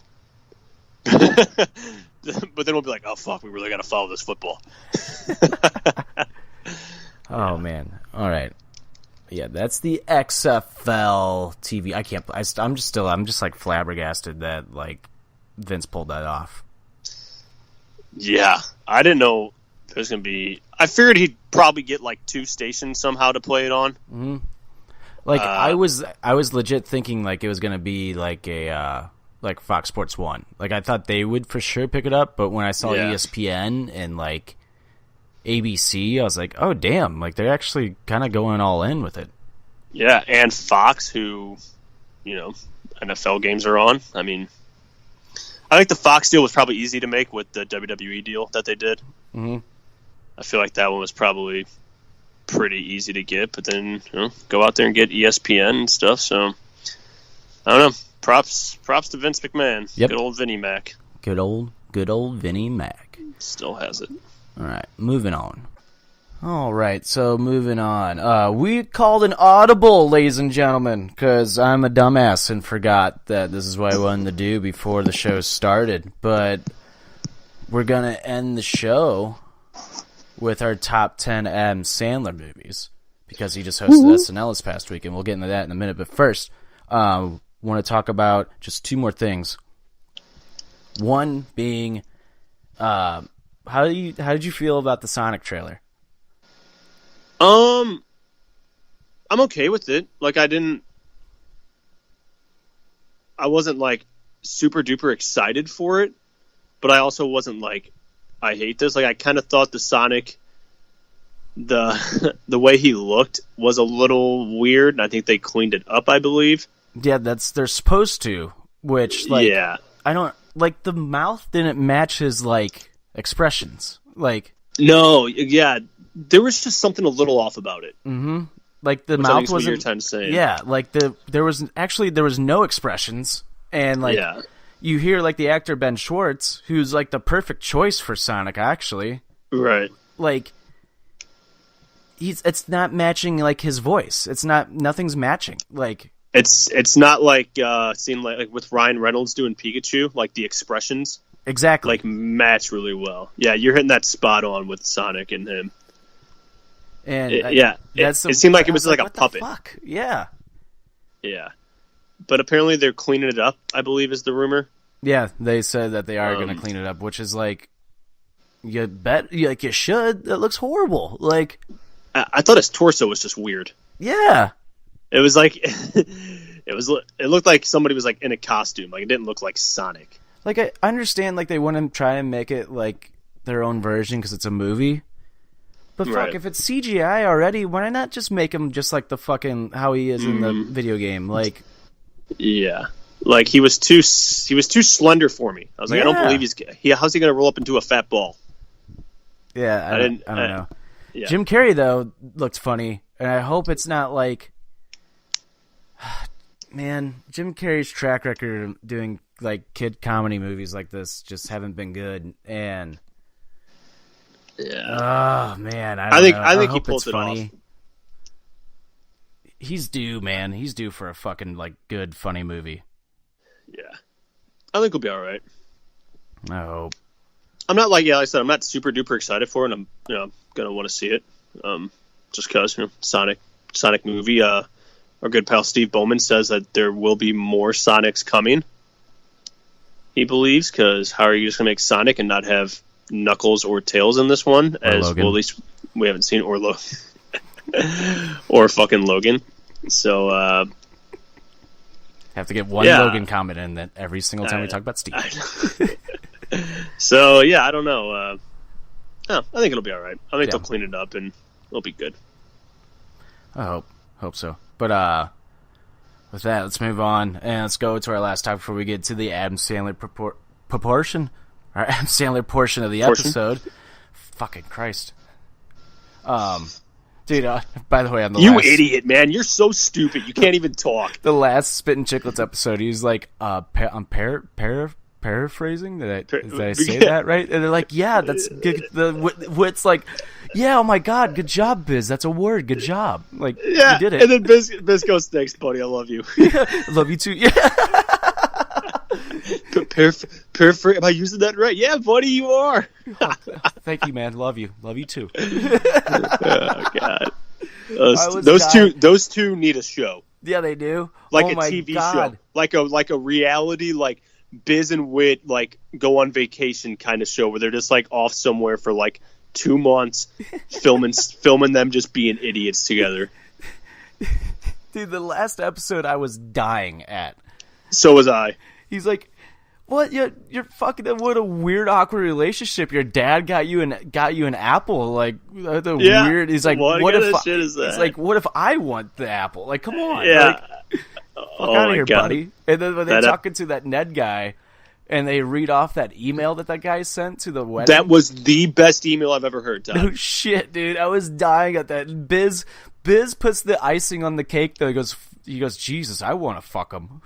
Yeah, he goes, geez, I'd fuck that guy. Oh yeah, that was a good last episode. It was funny in the episode before that when they're talking about Lindell diving. When yeah. Whitney was like, "Oh, Bortuzzo," was like, you know. Yeah, then he takes that third flop, and Bortz is just sitting there like, you know. Oh, dude, I was dying. Oh man, and then fucking, I love the way he explained it too. Because he's like, I saw the first one, I was like, oh, come on. And then I saw the second one, and I'm laying in bed. I see the second one, I start to rise up. I'm like, oh fuck, buddy. And I see the third one, and it fucking shot me out of my fucking bed. I'm like, where's my fucking phone? I gotta tweet about it. Fuck, I love those guys, man. I was thinking about it after the last episode. I was like, these two need a fucking like reality show together. They do. They need It'd like a be web series so or something. It'd be so fucking funny. Dude, they have such good chemistry together. Like They do. 'Cause they're even just two big Grinelli's idiots. good, like with them. Like Oh, I love Grinelli with him. He's hilarious. RA's like the only one like I don't really care for. Like I like him, but like I don't like I wouldn't miss him. Like if he wasn't on the show. He's like the old soul of the show. Yeah. He's there to talk his stats and stuff. Yeah, I like his opinions and everything. I do too. I think he's really good. But yeah, he's just kind of like the old guy. Apparently, he just gets fucked up just gets super stoned all the time. Yeah. So He's a good which moderator. is hilarious. Yeah, he's a really good moderator. Fucking God, I love those boys. I can't wait for the new episode after this Blues win. Holy shit. They're going to be fucking... Dude, they're just great because like they just tell it how it is. Like Yeah, there's they no don't- bias, really. Dude, there really isn't. Like there really No. is like no bias to it at all. And I love No. Whitney is biased, but he's biased towards the fucking Blues, and I love it. He's like, Yeah. the Blues have those fucking brass balls, man. Yeah. Those big brass balls. They've been showing their nuts all season since January fucking 3rd when they were at the goddamn bottom of the league. They've just been showing those nuts to the entire NHL. Yeah. And you know what, Whit? Petra, fuck, biz promo 20. Oh, fucking fucking Biz Nasty. You got to get a little deeper with the voice, yeah? I know. You got to. Yeah, you know what, Whit? What's crazy is I was with this chick, Dude, every time like hockey season starts, I feel like I get the Biz Nasty voice because I'm like, hockey's back. I gotta talk like this for a couple weeks. Like, oh yeah, fucking hockey's coming up, boys. What are we about to do? Well, the World Series is coming up. Yeah, but the fucking boys are about to get going. Dude, I do like not even thinking about it. I start doing it because I get so excited that hockey's back. Like, oh, it's the worst. I think I've said it on here before. Anytime I went on like a hockey trip, if we went up north, every motherfucker from the goddamn Midwest on my fucking team, we're up there for a day. We're in the locker room just fucking, talking with the hockey accent, like on the bus trip the whole way to the games, the whole way back from up in Canada. You're just fucking like, hey, everybody's fucking name. You're like, hey, Witter, yeah, Witter, hey, buddy. Hey, throw me a bottle of that water back here, please, bud. Maybe pass it tape to tape like you didn't do all fucking weekend. Sure thing, Stoutsy here, coming over to you right now, buddy. Yeah, I'll go fucking apple, bud. Like, yeah. Oh, you want an apple? I got you. Oh, dude, I was by the way, side note, almost got a buddy of mine an apple last night. Almost got me assist. I was like, he's like, dude, that chick's so hot. I'm like, you want to fuck her? You want to fuck her? And he's like, I kind of want to go over there and talk to her. I was like, all right. So I went over there. I'm like, hey, he thinks you're good looking. And she's like, really? He kind of looks like that guy from Avengers. I was like, who? Who? Jeremy Renner? And she's like, yeah. I was like, yeah, it's the fucking haircut, isn't it? Oh god, that's hilarious. I was so happy last night. I was just talking to everybody. I didn't care. Katie's not gonna listen to this episode. If I was single, I definitely would have had my own apple. I have a feeling since I've been out of commish for months now, haven't notched any belts because I fucking can't do anything. I got a feeling a lot of the boys are gonna be trying to get me some apples. Oh, I'll get you a few. I feel like the boys are like, this kid's been fucking near death for 6 months. We got to get him some apples. We got to get him some kills. For you non-hockey lingo guys out there, what I like to call the Randy characters out there, an apple is an assist. Yeah, and a kill is when you take a girl home and then you walk her to her car the next day because you're a gentleman. Yeah, exactly. Just when you Netflix, no chilling. Yeah, exactly. Nutflex. Showing them goddamn brass balls. But the whole reason why I brought up spitting chiclets, even though we just went on a fucking tangent, we got our last topic before we get into Adam Sandler. Fucking, that's what she said. But on chiclets, and I mean, just I like their take on this topic, but women's hockey is going through like a boycott. They're boycotting and like. What do you know, like the whole like full thing about it? Yeah, so there's a couple. Well, I don't think there's a couple anymore. There used to be a couple women's pro leagues, but I think the big one now is the NWHL, National Women's Hockey League. And I mean, the gist of it all is that I think they're just looking for a little more investment in their league. Like, I don't think it's necessarily them being greedy, as in like they want a bunch more pay, which I think, like, obviously they do, because I think they make like. It's fucking like $2,000 or something like that. Mm-hmm. And, they train their asses off and all that shit. And, it's just, it's not enough for them, and I think they just want a little more investment in their league, especially with kind of women's hockey growing a little bit more with the Team USA women's team, doing what they did. And, we're starting to see, some more analysts on NHL Network and whatnot, former women hockey players. And,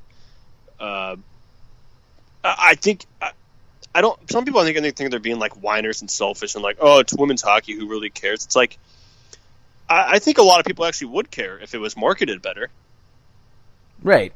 And I think one of their points is like, there's all this money in hockey in like the United States and Canada and stuff that goes into like a lot of different like leagues, like juniors and stuff, and like even like the East Coast Hockey League, which Biz and Wood talk about that they play in a lot, which is like an affiliate kind of the NHL. It's like the third minor league system.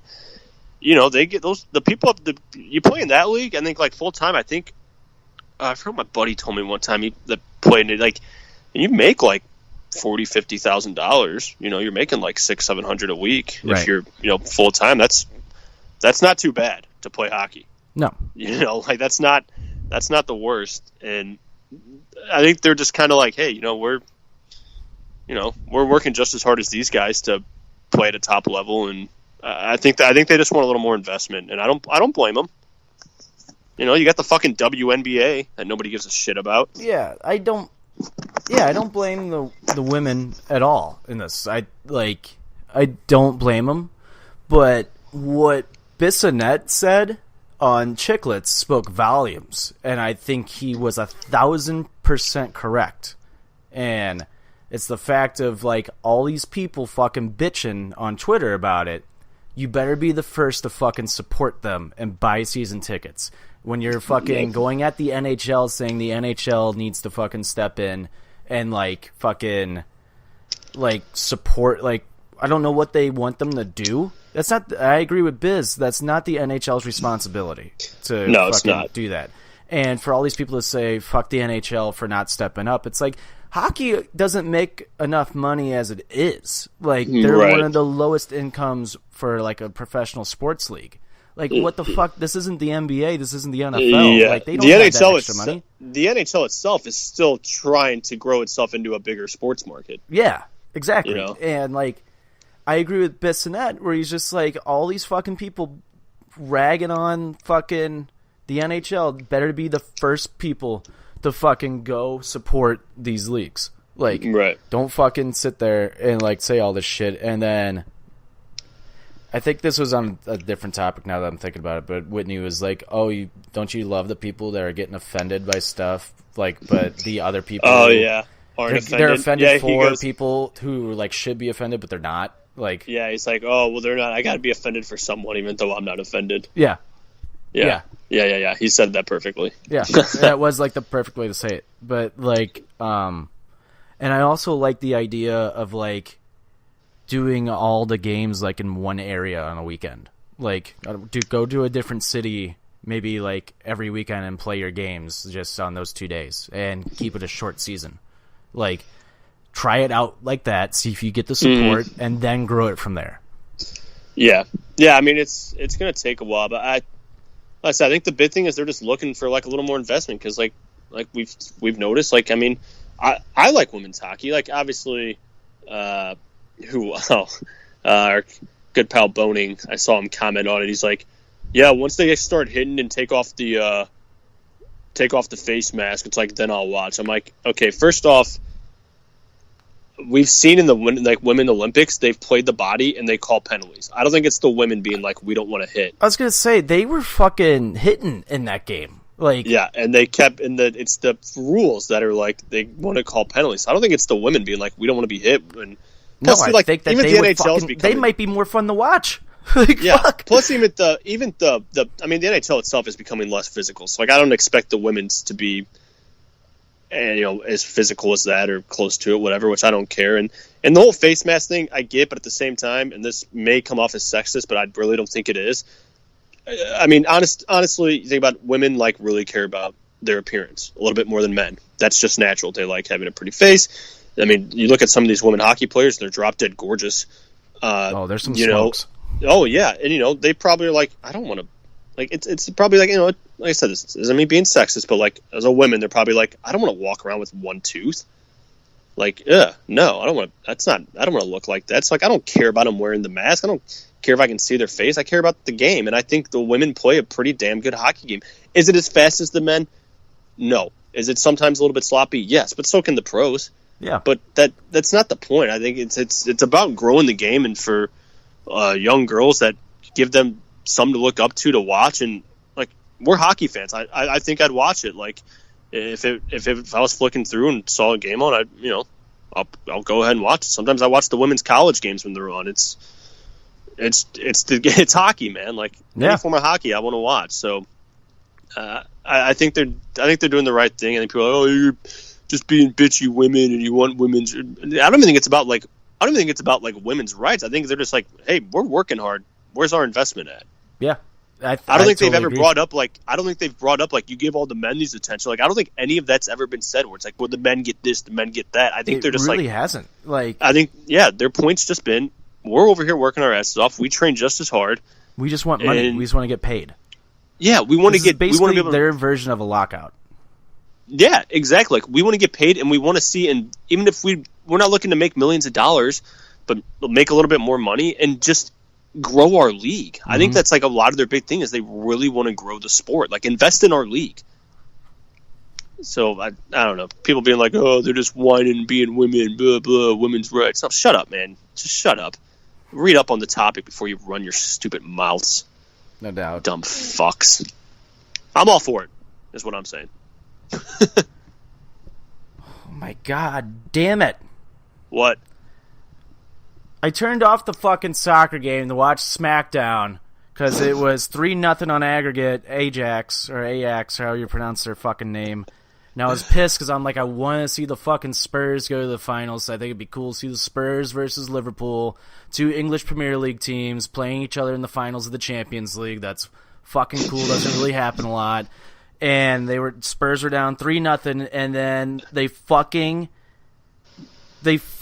got the game-tying goal on a hat trick that sent them to the Champions League finals, because in Champions League rules, if you score more away goals in the two games while it's a tie on aggregate, the team that scores the more away goals will advance, and they don't go to an overtime. Which I don't agree with. I think that's dumb. I think if it's 3-3 tie aggregate, I think you should play extra time. But especially going to the finals. That sounds like an ass fuck of a rule. It's a total ass fuck. But who made that up? But Spurs are fucking going to the finals, which I wanted. They're going to play Liverpool. That's kind of fucking awesome. Like, god damn it, that game is going to be fucking so much fun to watch. These two soccer games these past 2 days have been incredible, dude. What is going on in this world right now with intensity and everything right now? Like, holy shit. Barcelona dropping the Liverpool. Barcelona was up 3-0 yesterday, and Liverpool came back and won 4-3. Wow, 7 goals in one soccer game? Yeah, that doesn't happen. And Holy all cow. the Liverpool's goals, 2 of them were within 2 minutes of each other in the second half. And then the game-winning goal, dude. Did you see this at all? They Not at all. pulled off a fucking trick play corner kick where they acted like they're not going to do the play. And Barcelona, all the defenders turned their backs and like weren't paying attention. They huddled together to like say a play.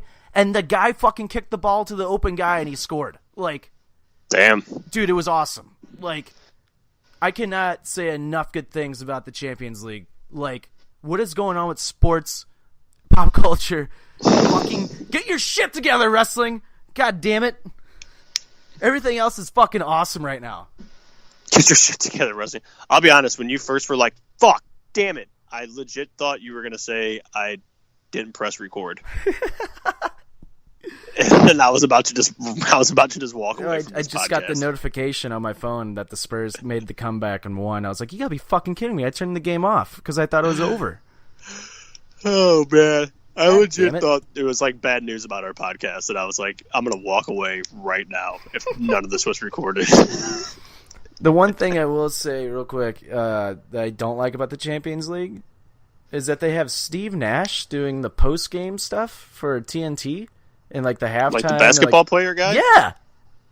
That's weird. Yeah, and he's so monotone. Because Steve Nash is apparently like a really cool dude, but he's very like low-key and keeps to himself. Oh, yeah. And He was like that in the NBA. And you can tell because he's like in the halftime show. He's like, yeah, I thought Liverpool played like really good. They got the ball to the open areas, and they won the game. It was really cool. It's like, hey, speak up, Steve. You're on TV. Like, why the hell do they have him doing that? I don't know. It's weird. And Bleacher Report like runs it. He probably showed up. He probably was supposed to be at like the NBA one and just showed up to the wrong place and just like they were like, okay, this will work. He's like, do you like soccer? Yeah, I love soccer. Okay, yeah, you can be on the show. You just speak up a little bit.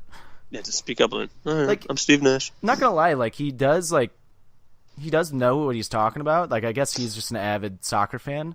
Yeah, But just doesn't have any tone to him. Yeah, he's just so monotone. Like he doesn't get. And the guy's like, it's an awkward post game show because there's one guy who's on it with them, who's like did the World Cup stuff, and he's like very energetic. and the other 3 are just like, yeah, we've never done this before. Like, it's like Tigger and Eeyore hanging out. Yeah. It's like, dude, you could just tell like they're nervous because they've never done anything like this before. And like the one guy's like, yeah, man, like this game was great and all this other stuff. What did you think? It's like, oh yeah, I thought it was really great. Yeah, soccer, football. Dude, stuff.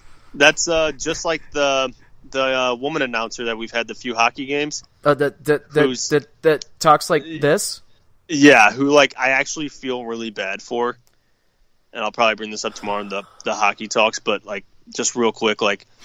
I don't think it's fair to throw announcers who've never really done much announcing into a national televised playoff game. It's completely unfair to them. Yeah, I completely agree with that. It's completely unfair. That's like the one thing I will like back her up on, where it's like she knows her stuff. It's just being able to deliver it, and it takes practice. It's like being an announcer in wrestling. They'll say it.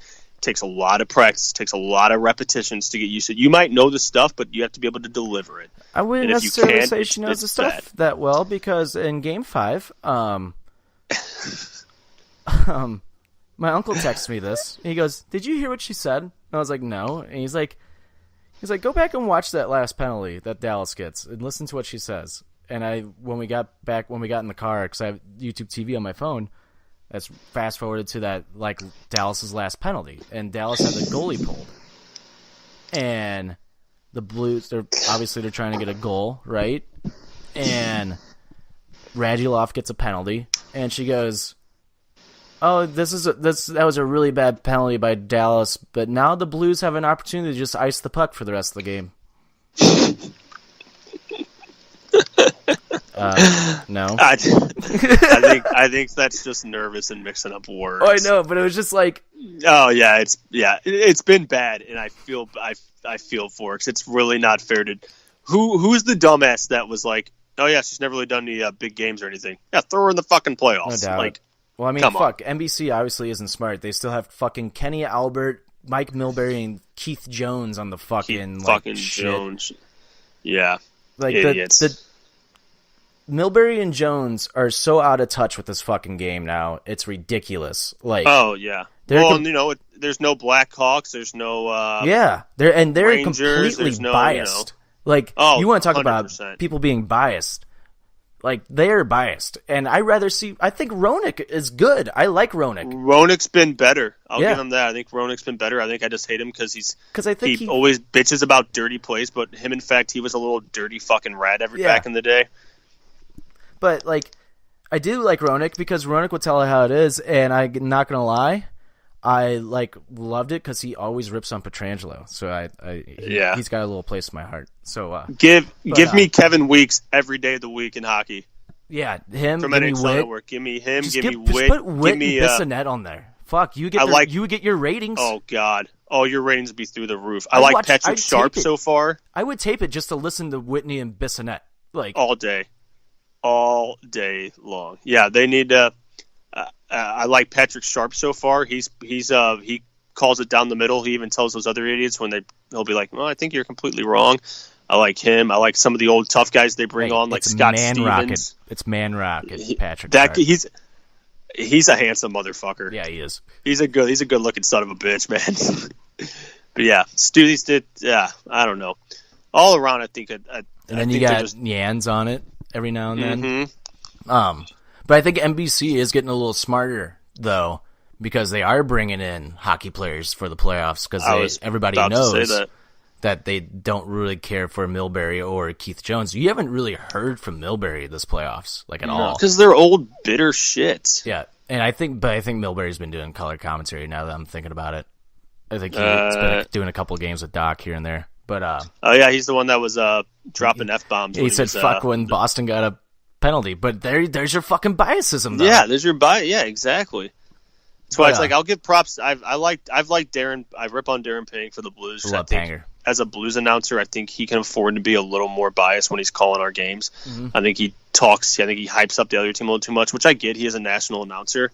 But for the Blues, I'd like to see just a little more biasism, a little bit. Yeah. I don't know if that's a word, biasism. Might have had a biz moment there, but I just said that, so maybe I had the biz moment. I planted that seed in your head. Okay, but I do like him a lot as a a national Yeah. like coverage guy. He's very like when he talks about the Blues. I mean, he's really good. And I liked him on the Spin Chicklets episode. Really good episode. Yeah, that was. He's just a down to earth guy, and you can just tell everybody likes him. Like Biz just giving him shit, just like we love you. Like, yeah. But fucking Kenny Albert, man. Oh, my name's Kenny Albert. Welcome to I can't open my mouth. I sound like I have a cock shoved down my throat, and this is the NHL playoffs. Like, yeah. And I'm Pierre McGuire here. It's 5 minutes into the game. Coach, what do you think of your plan so far? Well, Pierre, there's been 3 shifts, so why don't you get the fuck off the bench? You know, like, Pierre has not bothered me at all this playoffs because of how much, like, Kenny Albert and the woman have got on my nerves. Yeah. What is her name? The blonde chick. Oh, I forget it. There's Not 2 the different blonde. ones. Catherine Tippin is on the.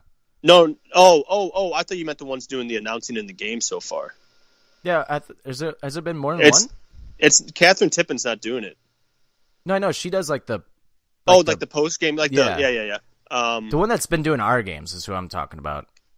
She's the blonde chick. Is she? I thought she was Yeah. brunette. No, because the brunette chick's actually not. She's better than the blonde chick. The brunette chick's actually not too bad. The blonde gal is the one that's like very, very all over the place. We've had both. Oh, I thought we had the same one. Yeah, we've had both. You can tell a difference. The one has a little bit better of a delivery and flow. The other one sounds like Porky Pig.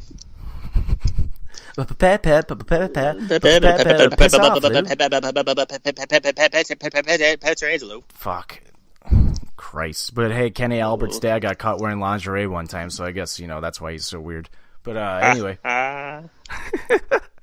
His dad is apparently like a really good announcer, and if you listen to Kenny Albert outside of announcing hockey games, he doesn't have that voice, and it drives me crazy. It's like, dude, that's not your real voice. Stop doing that. Like, it's weird. Like, yeah, what are you doing? I don't man? like it. It's not like a pleasant like voice to listen to. Like, would much rather have fucking Micheletti and who's the other guy that's been announcing? Like they've been announcing like the Sharks games. Like, I forget what his name is. I'd rather, dude. They're fun to listen to because you get like the youth like sound like in it. Yeah, and it's like I feel like they kind of understand the game a little better. Like, yeah. And NBC's they're not biased either. No, not at all. Though the West Coast, there's really no biasism. Too much. I don't know if that's not a word it is now. Yeah, on this podcast. Yeah, it is now. I think the East Coast is where you get the real bias, like a lot, hardcore. All those fucking Northeastern guys. Without a doubt. They're fucking cockies. Yeah. Then you have fucking Doc who's just like, I'm not biased. Scar. Doc can call a good game though. He can bring some life to it. I love Doc, dude. Yeah, I do. Doc can tell a fucking story while announcing a hockey game, and that's how hard that is to do. Very hard. Like, he slows down the game for your ears almost, where he's like almost like a baseball announcer telling you a story because there's nothing going on in the game, but hockey, there's everything going on in the game. In between the plays, he's like, and this happened in this guy's life, and now we're going to look back over here. And now 5 years later, he's playing for the Cup. What will happen in the Stanley Cup final here tonight? Score! And a young lady from Saskatchewan has caught the puck. Good stuff. I like how before the show we got out like a bunch of hockey talks before it started, but it just can't get out of our system. Oh, dude, no. Yeah, if anybody's listening to our show like in the next few weeks, like you're just a fucking idiot to think like there wasn't going to be any hockey talk like on the show. Just because we have our hockey talks doesn't mean we're not going to talk about hockey. Yeah, sorry, it's just running hot through our blood right now. Yep, and starting Stanley Cup final, obviously no matter what if the Blues are in it or not, all hockey talks will be on Offended. We're moving it to the main show just because we won't really have enough material to last the entire show. So yeah, so that is that. Yep, that is that. With that being said, it's time for Adam Sandler. since Adam Sandler hosted SNL this past week to fucking amazing reviews and him doing that Farley tribute, man. Yep. And his first time being back on SNL in 24 years. Yep. Gracing that stage. So. What was I going to say? Oh, Opera Man, though, came back, and that's all I cared about. I told Katie, I'm like, if I don't see Opera Man, I'm burning SNL to the ground. Yeah. And it was good, man. It was like that still works. That just shows how good like Sandler and those guys were back then, that they can bring that stuff back on and you still laugh. And it's so simple and dumb.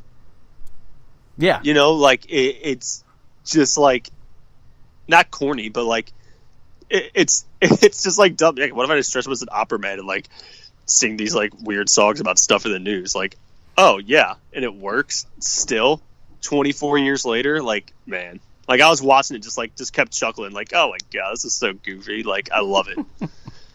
It's just incredible. It is. It's great. Yeah, man. He did a good job. I really liked it. It was good, man. It was, like, kind of like you said, I don't know if we were recording, but you were like, it was just, like, the skit. It was, like, a good, like, throwback. Like, it's just good, man. Just good stuff. Yep. Real quick, I have some little breaking news right now for you wrestling fans out there.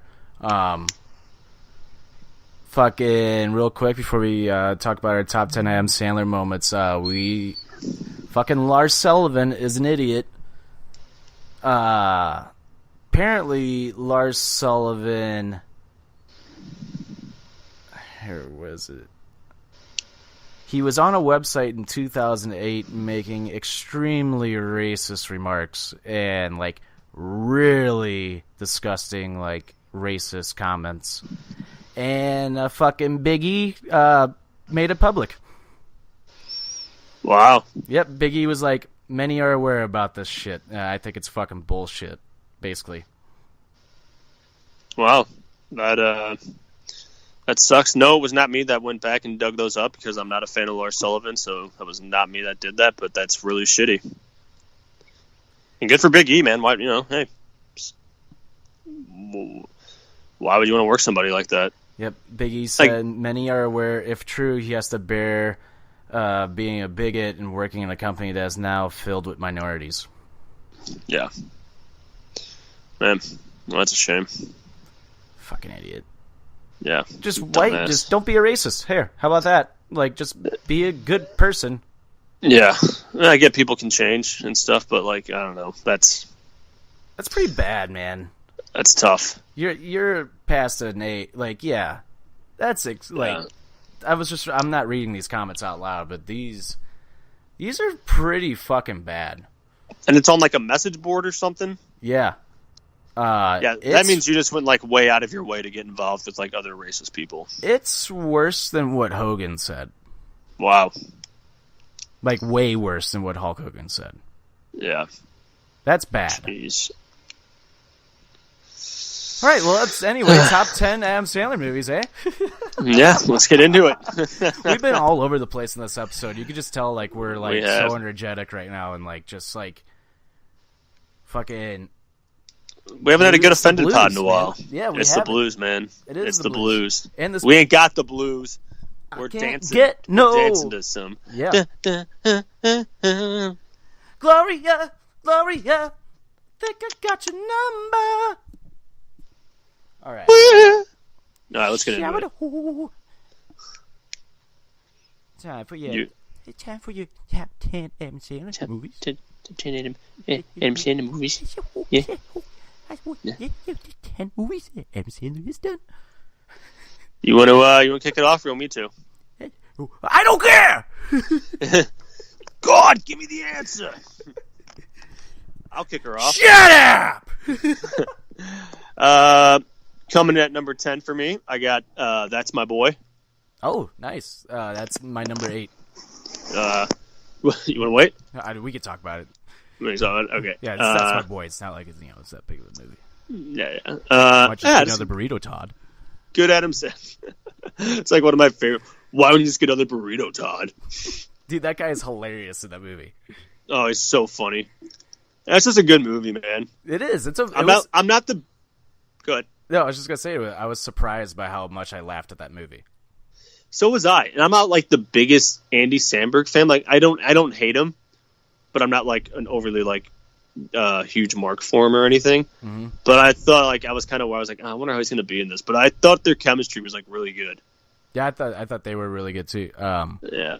Fucking, but I forget what that guy's name is that's in the movie with them, like the stepbrother. But when he's I forget his name too. When he's in his like underwear and he starts punching his dick, he's like, "Gotta pump that fucker up." And like, and Adam Sandler's like, "Oh, he's punching his dick, buddy. You're fucked." Like, he's punching your dick, buddy. Oh man, good stuff. You got a back tattoo. That thing is fucking warped. Oh man, that was your number. That was your number 8 on yours. Yeah, that was my number 8.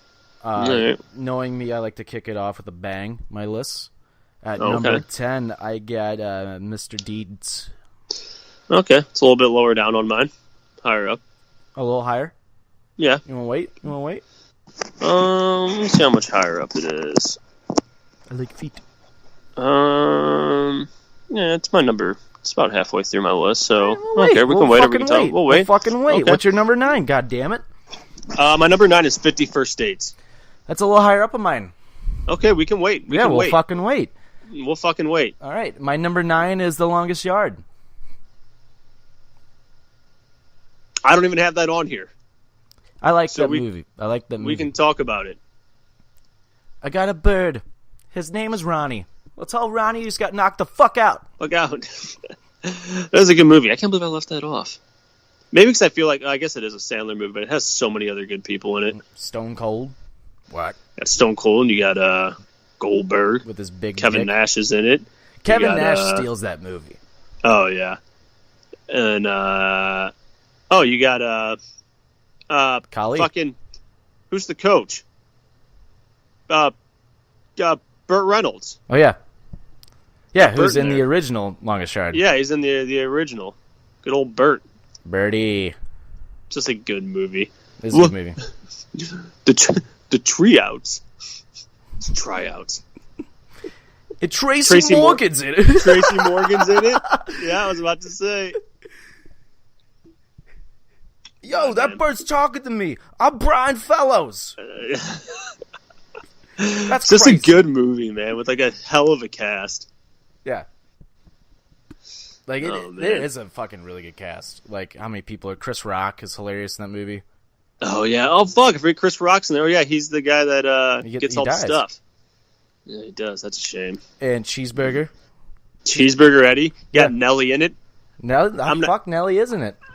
I'm the new running back. Hey, y'all need a running back? Sure, Nelly. How fast can you run? I think he runs and somebody goes, what does he say? He's like, fuck, who is it? It's one of the goofy guys. Is like, damn, that boy sure was fast. I forget. But yeah. Oh, man. Oh, it's Chris Rock. Is it Chris Rock? Chris Rock talking to Adam Sandler. He's like, damn, that boy sure was fast. But in a Chris Rock way. I got the fries that'll crush your eyes. I got the shakes that'll make you quake. I got the burgers. Man, I just got burgers. I just got burgers. Did I get you? Nah, man, you ain't get me. when he elbows him in the nose and he's just bleeding. And fucking Courtney Cox looks hot as shit in the beginning of that movie.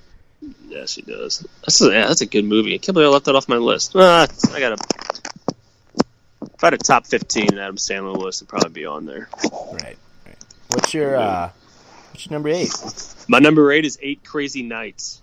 Ooh, I forgot about that movie. Yeah, I love that movie. It's so goofy. Nobody needs a unibrow. Yeah. That's a technical foul. That's a technical foul. He's not even like he's like breaking stuff in the house. That's a technical foul. Fuck, what's his name in the Whitey? But what's Adam Sandler's character's name? Oh, it's Whitey. Fuck, what's his name? That's a technical foul. Oh, son of a bitch, man! It's such a good. It's kind of a gross, like when the deer are just shitting everywhere. Yeah. Oh my god. Fuck, man. That was like they don't play that movie anymore. That was Davy Stone. Yeah. That was like Adam Sandler, in my opinion, that was like Adam Sandler's last like I'm on drugs movie. Like yeah, just like out there goofy. Then he's like, now I'm a dad. I got movies that click. Yeah. Damn it. And Pixels. Fucking Pixels isn't bad. I didn't even that was the movie I forgot about. That's the one I couldn't think of. Because I fucking love Peter Dinklage. And I think he's hilarious in that movie. Yeah, I haven't even watched it, so I don't even know why I'm ripping on it. But yeah, that movie's really not that bad, but Tyrion Lannister, though. Can't go wrong. The man. What's your number 8? That's my boy's number 8. So yeah. What's That's your number right. 7? My number 7 is Little Nicky. That was my number 8, and I looked up at my movies and I saw That's My Boy, so I switched it. But okay. It's not on my list anymore, but... okay. Hey, guys. Yeah. Did you see Pete Davidson playing him? Yeah. In the one skit? Yeah. I loved that skit. That skit was so good. That's the skit I watched. I thought that skit was hilarious. That skit was really good, yeah. When he's just... what a movie. I remember watching it the first time and like, this movie's so weird. Yeah, and then you watch it again, and it's just like, all right, this movie's actually pretty fucking hilarious. Yeah, it's so good. He turns his head all the way around, and everybody's just like, oh my god, dude, that's awesome. Yeah. That's awesome. Yeah, man. Little Nicky, good movie. Good movie. All right. My number 7? Yes. My number 7, I'm going to go with a movie that does not get talked about a lot, and that's Funny People. Oh, yeah. See, it's a good movie. It's Seth Rogen and Adam Sandler. It's like his first. That was like his first like R-rated movie in like years. Yeah. That was a comedy. I think he did other R-rated movies, but I think they were like Spanglish. But yeah. But who else is in that movie? Who else is in that movie? Here, it's right here. Hold on. Is Kevin James in it? No. Kevin James. Maybe I'm thinking Grown Ups. I forgot about Grown Ups. Also good movies. I like them. Yeah, they're goofy. You could just tell like they just wanted to make a movie together. Yeah, they're not on like my list, but like Funny People and like Funny People's not on my list either. But like that movie and like Grown Ups are like if they're on TV and I'm like flipping through, like I'll watch them. Like they're a good like Sunday afternoon watch. Mm-hmm. You know. But fucking Jonah Hill, Jason Schwartzman, Eric Bana, and Leslie Mann, the chick that's in that John Cena movie. Yeah, they're all in that. Because Judd Apatow directed it. Judd Apatow's wife? Yep, he directed it, but I didn't know that they were also, like, he was, like, really hesitant to do this movie because him and Judd Apatow were roommates in college, and they had, like, a huge, like, falling out, apparently. Sandler and him? Yeah, and then they kind of, like, rekindled to make this movie. Oh, nice. Mm-hmm. Yeah, good pick. Funny People. Well, then, is it my number 6? Yes. My number 6 is, I feel like this is probably higher up on yours, The Wedding Singer. Ooh, yeah, that's a little higher up on mine. All right, we'll wait. All right. Well, my number 6 was 50 First Dates. Oh, okay. Did we wait? Yeah, we did wait. Yeah, we did wait. We did wait. Jackass. My bad. Not bad, man. But yeah, good movie. It is. Him and Drew Barrymore just have like really good chemistry together, I think. Yeah, they do. I think that might be my favorite, like, of like the on-screen, like Adam Sandler and like a love interest. I think those are my two favorites, like together. Yeah, definitely. I do like him and Jennifer Aniston in a couple of the movies they did. Mm-hmm. They have a pretty good connection too. But yeah, 50 First Dates, it's just good. Yeah, I like it because it's funny, and then like there is kind of a sad part, but then it gets funny again. You know? Yeah, it doesn't. It's not like Click where it's like You're it's really sad funny for the last and 20 then minutes. You're sad. It's fucking longer than that. Like, oh yeah, it's like almost the whole like last half of the movie. Like, yeah. But yeah. 51st Dates, another good cast. Him, we said Drew Barrymore. Then you got, oh man, I always forget this guy's name. The guy from Rudy, the guys in Stranger Things. Pat Austin. Or Sean Austin. Sean Austin. Yeah, he's in it. And then the guy who plays Sean Austin's dad in it. Forgot his name too, but he was in Boy Meets World. Oh, and he's also in a bunch of other stuff. Yeah, I forget. He's got that real gravely voice, but yeah, Sean Astin in that movie is so funny. I was gonna say he's fucking hilarious in that movie. Yeah, he's wearing he's wearing the shirt, and the dad in that movie says something to him about it. Yeah, what's wrong with my shirt? Yeah. You got a big problem with my shirt? What's wrong with my shirt, Steve? And you got Rob Schneider in there too. Oh yeah, I forgot that was yeah.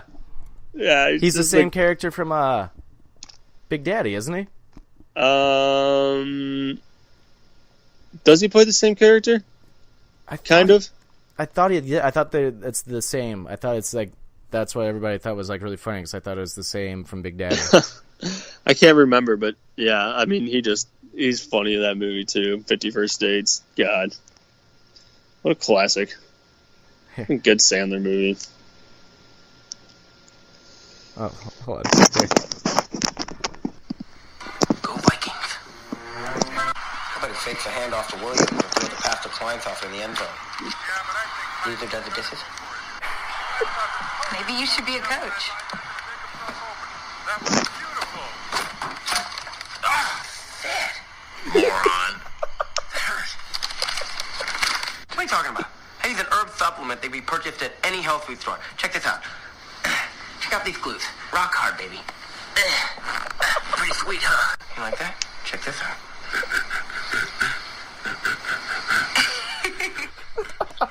He's fucking flexing. He just keeps going. You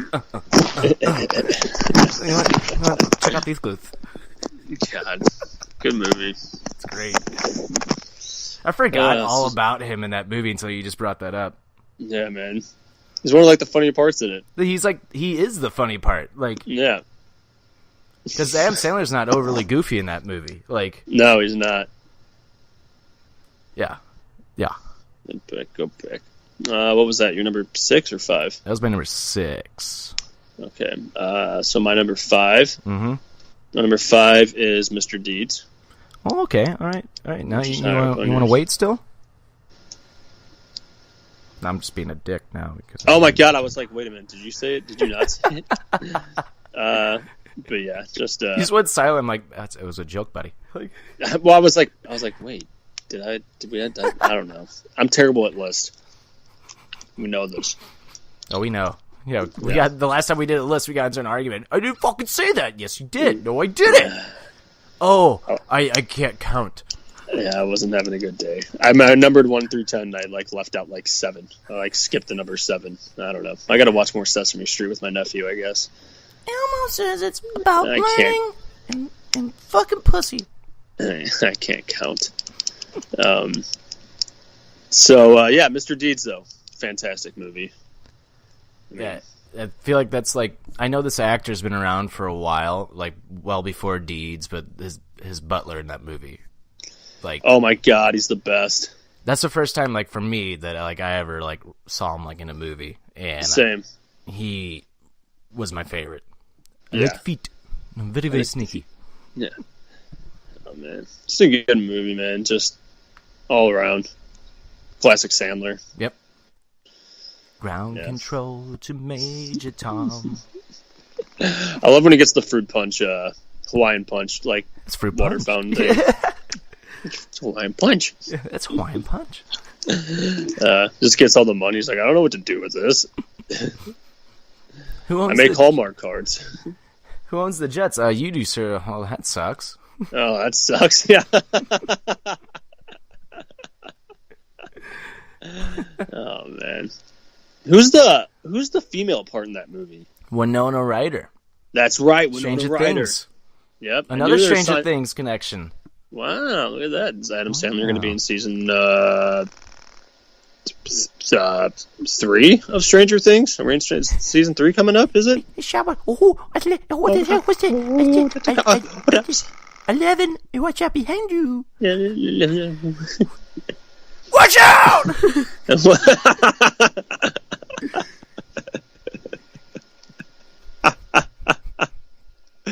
Oh God, that'd be hilarious.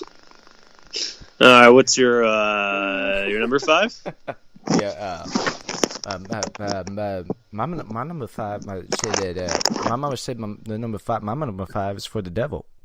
Oh, is it for the devil? That's a little bit high up on mine. Okay, we could wait to talk about that. That's no big Okay, deal. well, We'll wait. about It's for that. number 5 is for the devil. We'll wait. Okay, yeah, number 5. That is the devil's number. So my number 4 is Big Daddy. That's my number 4. Wow, want to wait? What? You want to wait? Yeah, we'll wait. My number 4 is Big Daddy. Wow. All right, Wow. let's talk about it. Wow. Yeah, you want to talk about it? Yeah, we can talk about it. Hip hop anonymous. Hip hop. Someone give the kid a Happy Meal. Give him all the easy ones.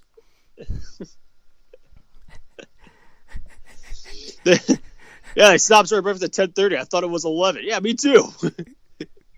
I love when he's watching the Rangers game, and he's trying so hard to be quiet, and Yeah. like the breakaway happens, and he's like, A kid like rolls around on. He's on fucking newspaper. kid, it's Oh my overtime right now, and there's a penalty overtime. shot about to take place. This happens like once every 6 years. Like, Yeah. all God. right, you were normal yesterday. That line is fucking hilarious. Like, really thinking about it now, like, cause I've been around kids now so much more now. Like him just saying, "You were normal yesterday." Like, that's hilarious. It's so true. I get that. That's how my nephew is all the time. Like some days he's just like a normal kid, and other days I'm like, "What the fuck is wrong with you today?" Hey, buddy. You're 14 months old. Figure it out. Hey, buddy. If you zip it, I'll get you breakfast. A sausage, egg McMuffin. Okay. Oh, look at that. He fell asleep. You're mad at your dad, not at me. I do hate my father. It's not my fault your dad didn't love you. I know I hate my father. Oh my God. Yes, I am the guy that shaved his ass to win a $5 bet. Haha, prove it. Just kidding. Oh man. God. You wasted a good surprise on you. Go Hooters. Hey, buddy, you're not going to propose, are you? Yeah, pal, I am. Well, think about it. Think about it. Vanessa, Another I'm sentence, so please. surprised I could see you down the frozen food section aisle. I think your nipples would get hardened.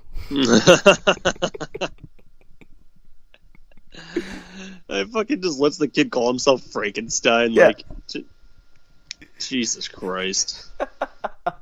He's got an 8-year plan. What is it? Don't die? What is it? Don't die? Pepperidge Farm, zip it, I break a hip. Yeah. Oh man, that movie's good. That movie's good too because it also has that like really sad part. It sounded like Julian there. I wipe my own ass. The sad part, and it's just like, oh my God, come on. But they still Don't kept take it that funny. kid away. Like, Yeah, they did. But I wipe my own ass. I know you do. I know. Oh man, good. what's movie. your name? He'll write on the wall. Mind your business. Business. I love how our top 10 discussion of Adam Sandler movies is that we don't talk about the movie. We just quote it. the movie. Yeah. Well, fuck. I mean, that's how you talk about the Sandler movies. So many good quotes. All right. What's your number 4? Oh, it is your number 4. So my number 3. Yes, sir. My number 3 is a little back to school action. A little Billy Madison. Which are a little higher up on mine. Okay. Well, wait then. All right, well, fucking wait. My number 3, however, is The Wedding Singer. Okay. All right. Let's get into it. All right, yeah, Wedding Singer is actually, like, I think probably his most underrated movie. Like, I think so too. It was always underrated for me until like I finally like, I guess, when did that come out? Like early 2000s? I think actually like 97. It was in. Oh. I think it was in between Gilmore and Big Daddy. Yeah, that's right. It took me a while to appreciate that movie. And, like, I remember being a kid and not putting two and two together, like, being like, oh, yeah, Drew Barrymore. They're together in that movie. Yeah, it's just a good movie. I love when the little kid walks out when she sees, like, his ex-girlfriend. I forget what her name is. He's like, hey! It's like, hey, you're a bitch. You're a bitch. Yeah. All right, thank you. Go inside now. Oh, man. I just love the, like, somebody kill me song. I legit was just pulling that up. I'm like, we have to play this. Like, it's so funny. He's losing his mind. Now reaping all the benefits. God. I fucking love John Lovitz, man. Oh, yeah. He's good. I wish he was, like, in more stuff, because I think he's hilarious. He's so funny. I like him in Rat Race. Oh my God, he's hilarious in Rat Race. Yeah. The Hitler another scene. Good movie. Yeah, the Hitler scene. Oh, man.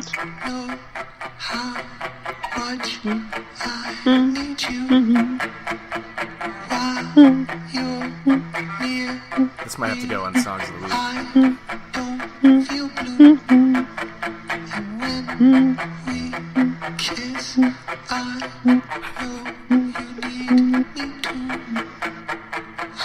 But it all was bullshit. So pure and true. But it all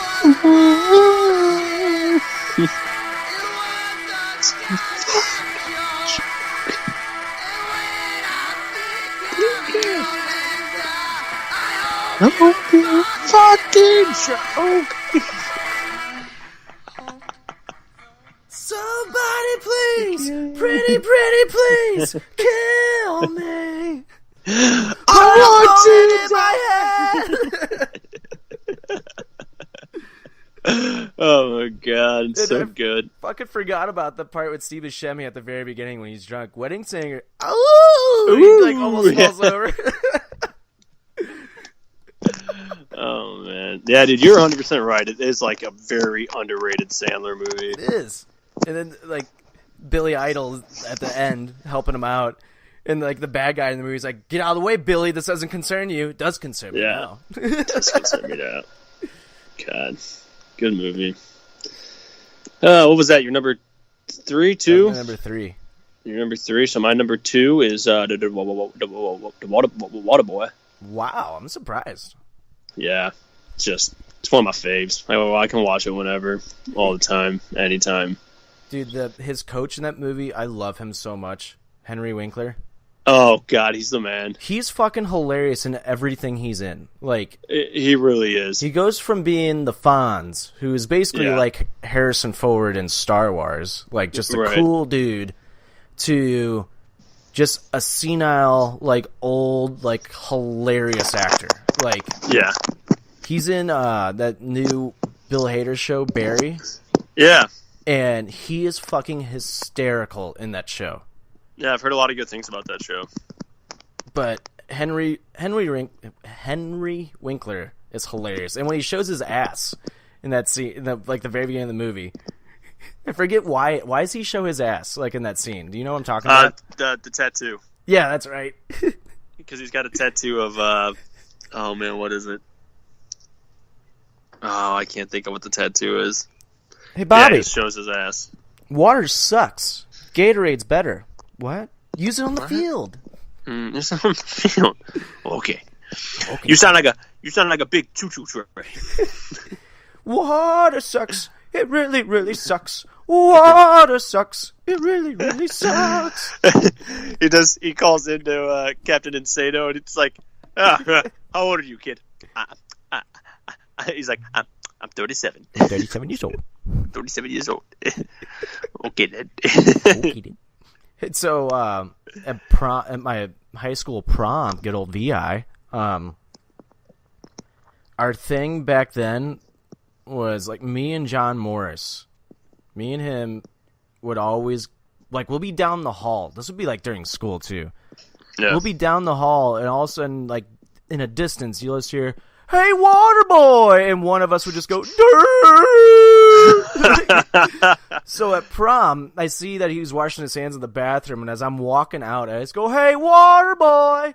Everybody in the bathroom goes, Shout out John Morris. Went to the same grade school with that kid. Good guy. Yeah, he is a good guy. J-Mo. Yeah. Shout out. J-Mo. I got a wooden spoon. It's such a wild movie. It is. Yeah, I want to watch that now, man. I saw that Tiger Woods on ESPN. I thought we could be like him and his daddy. No, I decided I'm going to go to school. Forget school. I don't know if I can play. My mama said that foosball's the devil. The football the devil. I don't know about that. They said sex is for the devil. The saddest part about that movie is that the quote, "What Mama doesn't know won't hurt her." I've like somewhat lived by that my life.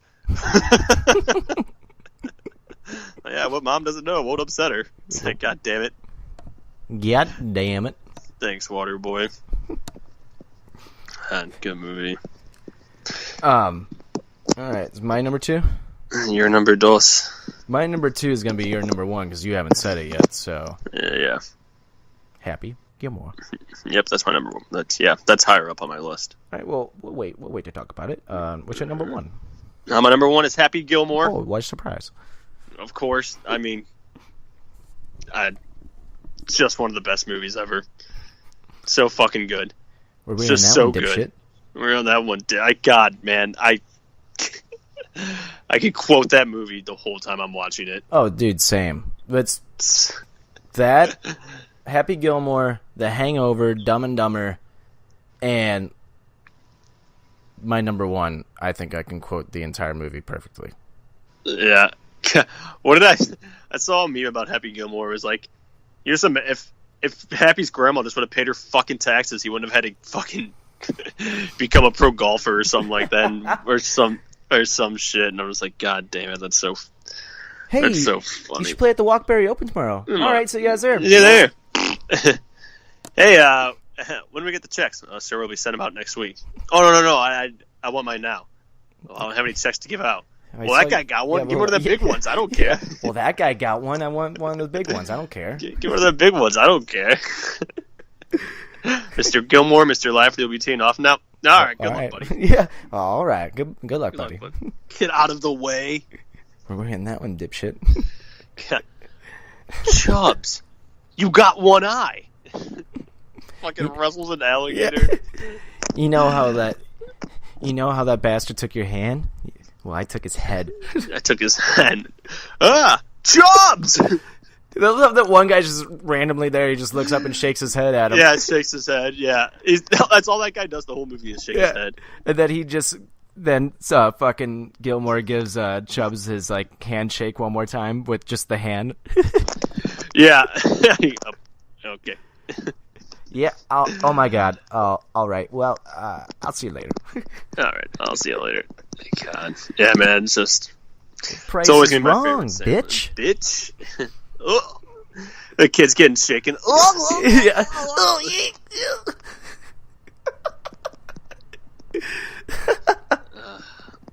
God. I love he's like when he first pulls in and you see his caddy like washing a car and the security goes kicks him out. He goes, "Oh, he wasn't doing anything wrong." Yeah, come on. He's just trying to make some money. Leave him alone. When I was a kid, I was like, "Why are they kicking that guy out? He's doing a nice thing." Yeah, I know. Like, come on, man. He's just cleaning his thing. And then they're like, "Well, you need a caddy." He's like, "All right." He just goes and finds him. Well, I think it's Kevin Nealon. That's his fucking name. Oh, he's great. Yeah, he's from St. Louis. Is he? Yeah, and he was an SNL guy. Yeah. Yeah, he was hilarious on SNL. Wow. God. I was trying to think of that guy's name. I was like, I knew I've looked him up from something. He's also in The Wedding Singer. Yeah. He's also in Little Nicky. Mm-hmm. He's also in 8 Crazy Nights and Anger Management and is he in a bunch of no, I don't believe so. It's in a bunch of Sandler stuff. Yeah, he's actually a really good actor. I like him. I wish he would do more stuff. Man, he's in a bunch of stuff. Yeah, I forgot he was on SNL too. Yeah, he was the Update guy for a while. He was fucking hilarious on Update. Wow. And a St. Louis guy. Oh, he was born here. He moved to Bridgeport, Connecticut when he was 6. So bitch. Yeah, loser. Fuck you, Kevin Nealon. Yeah, dude. Grow up. Loser. Well, Trick, what's your number one? Well, my number one.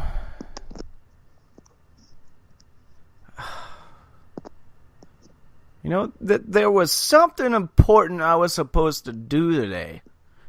Have 5 daiquiris? Oh, no, you remember to do that. It's Nudie Magazine Day! Fucking Billy Madison's my number one. Well, like, movie is fucking hilarious from start to finish. Like, yeah. I almost was like, did I not say Billy Madison? But I forgot that was my number 3. And a little higher up on yours. Yeah, but yeah, you're start to finish, classic. My God. Oh, Billy, Billy, Billy boy. I hope you find whatever it is that you're looking for. Here's a nice piece of shit. Oh, that Veronica Vaughn. So hot. Want to touch the tiny. Carl, good to see you. I have a buddy, Carl, and anytime I see him, because I don't see him as much anymore, I'm always just like, Carl, good to see you. Fun fact, Carl is in an episode of Barry. Is he? Yeah, I was like, oh my God, that's Carl. Wow. I haven't seen Carl since Billy Madison. Carl, good to see you in Barry. How about we get a couple of ice cubes, a 9-iron, buffalo, live or stuffed. Probably stuffed for safety. Oh my God, it's Nudie Magazine Day. The movies that I've seen 100 times, it's the smaller quotes that I think I pop for more now than the bigger talked about scenes. Like just that live or stuffed, probably stuffed for safety. Yeah, dude, you're 100% right. It really, when you start watching them over and over, it's just the smaller things. You're just like, God damn, that's funny. I got in trouble in high school, for I wrote Frank underneath my shirt, and I got yelled at. Like, Todd, why are you? I forget what teacher it was. We just he got fired, but he was kind of mean to us. But I was laughing in his face when he was yelling at me. So it was one of those. Mr. Leisner. It was Leisner. Yep. He goes, Todd, what are you some kind of idiot? Why would you write on your shirt? But I'm like, but it's not my shirt. I stole it from Frank.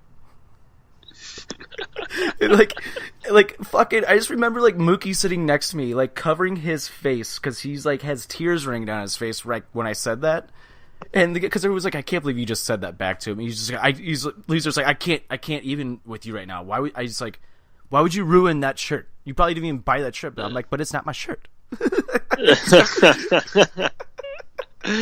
Yeah, dude. Yeah.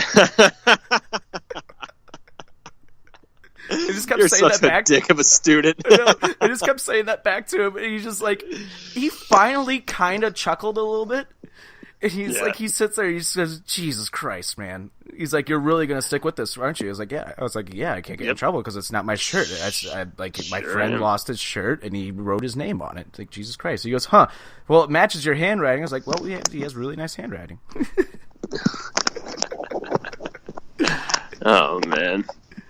God. I was thinking, so one of my favorite parts in that movie is when Steve Buscemi gets the call from from Billy to apologize, and he's like, oh yeah, no problem, and then he just lays back on the couch and puts lipstick on and turns on I can't think of what the song is, but it's oh my God, I can't think of the song, but for some reason that scene just makes me laugh because he's just oh yeah, no worries, man, it's no big deal. And then all of a sudden and then he crosses him off, and then he just puts lipstick on. I'm like, what? Oh, fuck. Oh, God, man. God. I wish I could have been in, a writing room when all these movies were being written. Shit, dude. Because, I wonder how much of it was just oh, yeah, that's dumb as fuck. Let's do that. I swear to God, how much it was just, off the cuff ideas of yeah, fuck it, let's throw that in there, let's see how that works. I swear to God, I'm sick, I can't go to school. Alright, well, that's fine, you can help me shave my armpits. Oh my God, I'll go to school. Oh my God, I'll go to school. Rizzuto? It was those are Z's. 1984 80, I know what the numbers are. 70 And she's just shaking his head. God, give me the answer. That is correct. Is correct. God, oh fuck, I forgot Farley's in that. God damn. I'll turn this damn bus around. Who would eat 30 kids? Who would eat 30? Who'd eat 30 Who would packages eat of 30 lunches? lunch? I'll tell you who it was. It's that damn Sasquatch. Oh man, Billy, God, I just man. had the craziest dream. Billy? Where's Billy? He's in school, man. Oh yeah. Fucking Norm Macdonald. I Dude, forgot Norm he's in that Macdonald movie. is fucking hilarious, dude. He's still hilarious my now God. because he's the exact same. He is. Well, I went Yeah. to the park the other day, and I saw a dog walking a human, and I was like, "What the fuck is up with that?" And then I remembered I was tripping acid. And like he said that on Conan, and Conan just like puts his hand over his face. He just goes, "Norm, what is wrong with you?" And he's like, he just goes, "It's the acid." Oh man, yeah, dude, Norm Macdonald, what a guy. I love him. I love him. Oh my God. He has a show on Netflix now. It's just a talk show, and it's just called Norm Yeah, I know. Macdonald Has a Show. And Yeah. there's no like fucking like structure to it at all. He's like, "All right, I guess we'll start the show now." The one with him and David Spade's hilarious. Oh, I gotta watch that. But yeah. Did we name any Sandler movies with Spade in it? I don't think so. That was more like towards like later. Like I feel like. Yeah, with like Grown Ups and stuff. Yeah. Yeah, I feel like they didn't do too much together. Because more of their stuff was SNL related. Right. Yeah. But I don't think Spade did too much with him. No. Yeah, he's done a lot now, but like not the good movies though. But Yeah. Well, they both were kind of doing their own thing. yeah. Yeah. Fucking. Gotta say one more line before we wrap it up here. But whoa, Miss Lippy. The part of the story I don't like is where the boy gave up looking for Happy after an hour. I mean, he didn't put posters up or anything. He just sat on the porch like a goon and waited. That little boy's got a pet. You gotta think. You got a responsibility. If your dog is lost for an hour, you just don't give up and call it a quits. You get your ass out there and you find that fucking dog. Fucking dog.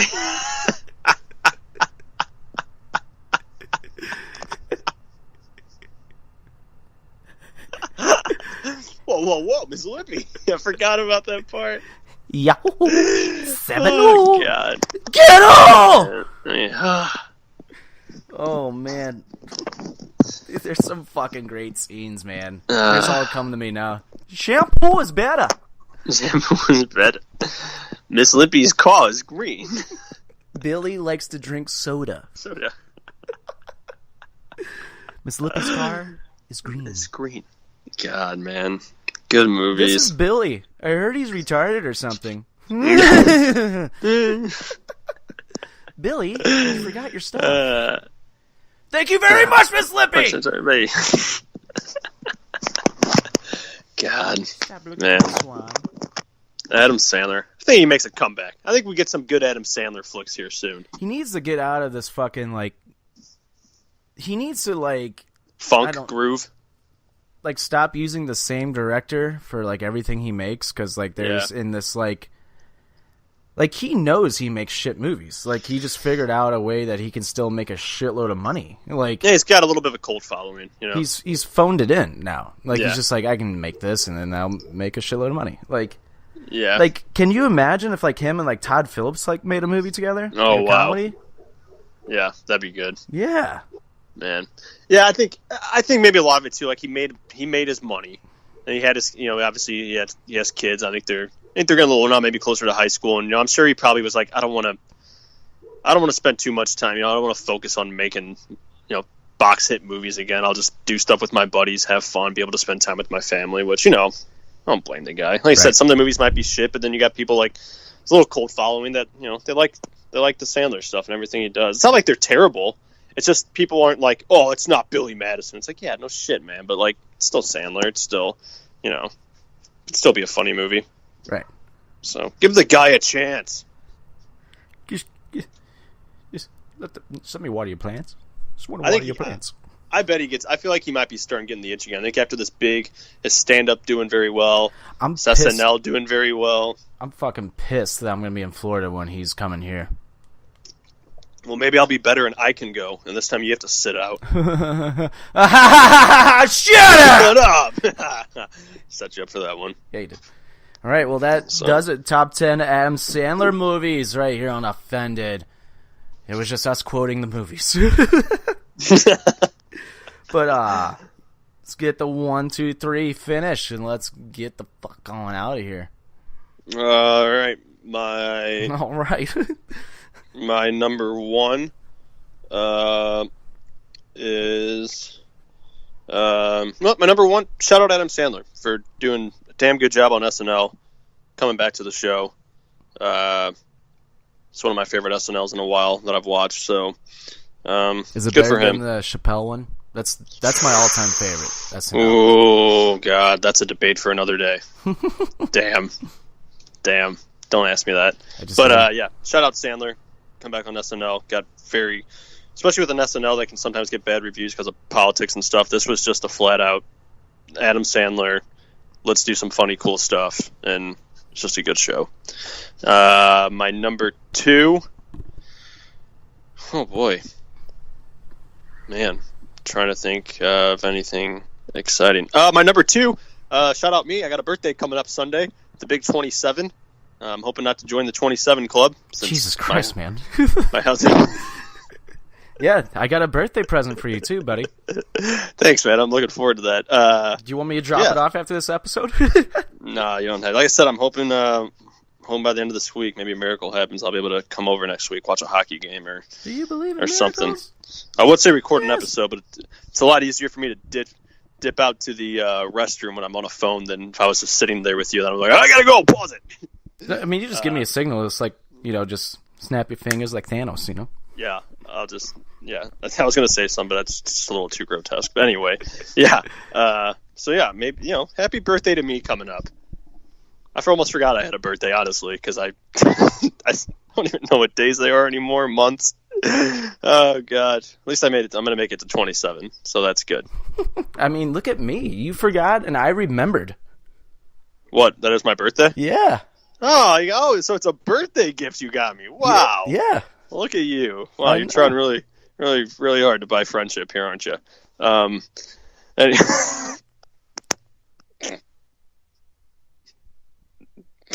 So, a little shout out to me. Number 3, let's go Blues, baby. Let's go fucking Blues. Game 7, double overtime, hometown kid, big moment. I'm amped up. I'm to the fucking moon right now. That's where I'm at. I'm on the moon. If you need me, I'm up there. Neat. I don't care anymore. You're my friend. Damn, man, I didn't know how long you were going to hold off for on that. Dude, I muted my mic, actually, because I was giggling. But, okay, I thought so. So, yeah, that's my 1, 2, 3. What do you got? Dick. You try really hard to buy your friends over here. Oh, me. Go shit yourself. Oh, I almost said something bad. All right, wow. So my Let's not end this like a Sandler movie. Come on. Nope, won't do that. But my number 1, I think I have to agree. Adam Sandler, I think, is back. I think he's back. I think this is his comeback. I thought his comeback was going to happen with Funny People. I thought that was going to be his comeback, but he didn't do anything after that. So I was like, all right. Now he has a stand-up. He's going on tour. He just hosted SNL. I think you might see him back on SNL a couple more times throughout the years now. Yeah. I just hope I just want to see one more good Adam Sandler movie. Yeah. Haven't one more classic. Yep. So do I. My number 2, shout out to soccer, football. Because they've put on some amazing these last 2 games, Liverpool and Barcelona, and now today Spurs and Ajax. Fucking unbelievable fucking comebacks. Both games, a 3-goal deficit in both games. That's just unreal in soccer. To score that many goals, to come back like that, fucking relentless, boys. Fucking relentless. Yeah. Usually it takes 5 soccer games before a goal scored. So yeah, these are teams that are just They're playing like a certain team. They're not giving up. And my number 3, that certain team. Let's go fucking Blues. Holy shit. Fucking play Gloria, Pat Maroon. Oh my God, I want to fuck you. Oh, thank you so much for that goal. Jesus Christ. I almost had a heart attack last night. Jordan Binnington is definitely not nervous. And that guy doesn't even know what game it is. They won last night, and he just like nonchalantly skated down the ice. Like, what's everybody all excited about? Dude, yeah, he's just like pats ball at the post. He's like skates away. That fucking Chicklets tweet about it was pretty. I was cracking up at that. But I love it. Yeah, I love it. His job's not fucking done. He's like, okay, cool, yep. Okay, next round, got to go play hockey. Stop pucks. Fucking Sammy Blais face planning. I've been there before. I've been there before have. on a celebration. And I've been there before on just hopping over with nobody else. Yeah, we've all been there. But that was just fucking great that he was just so excited, and the way that he's like, oh shit. Yeah.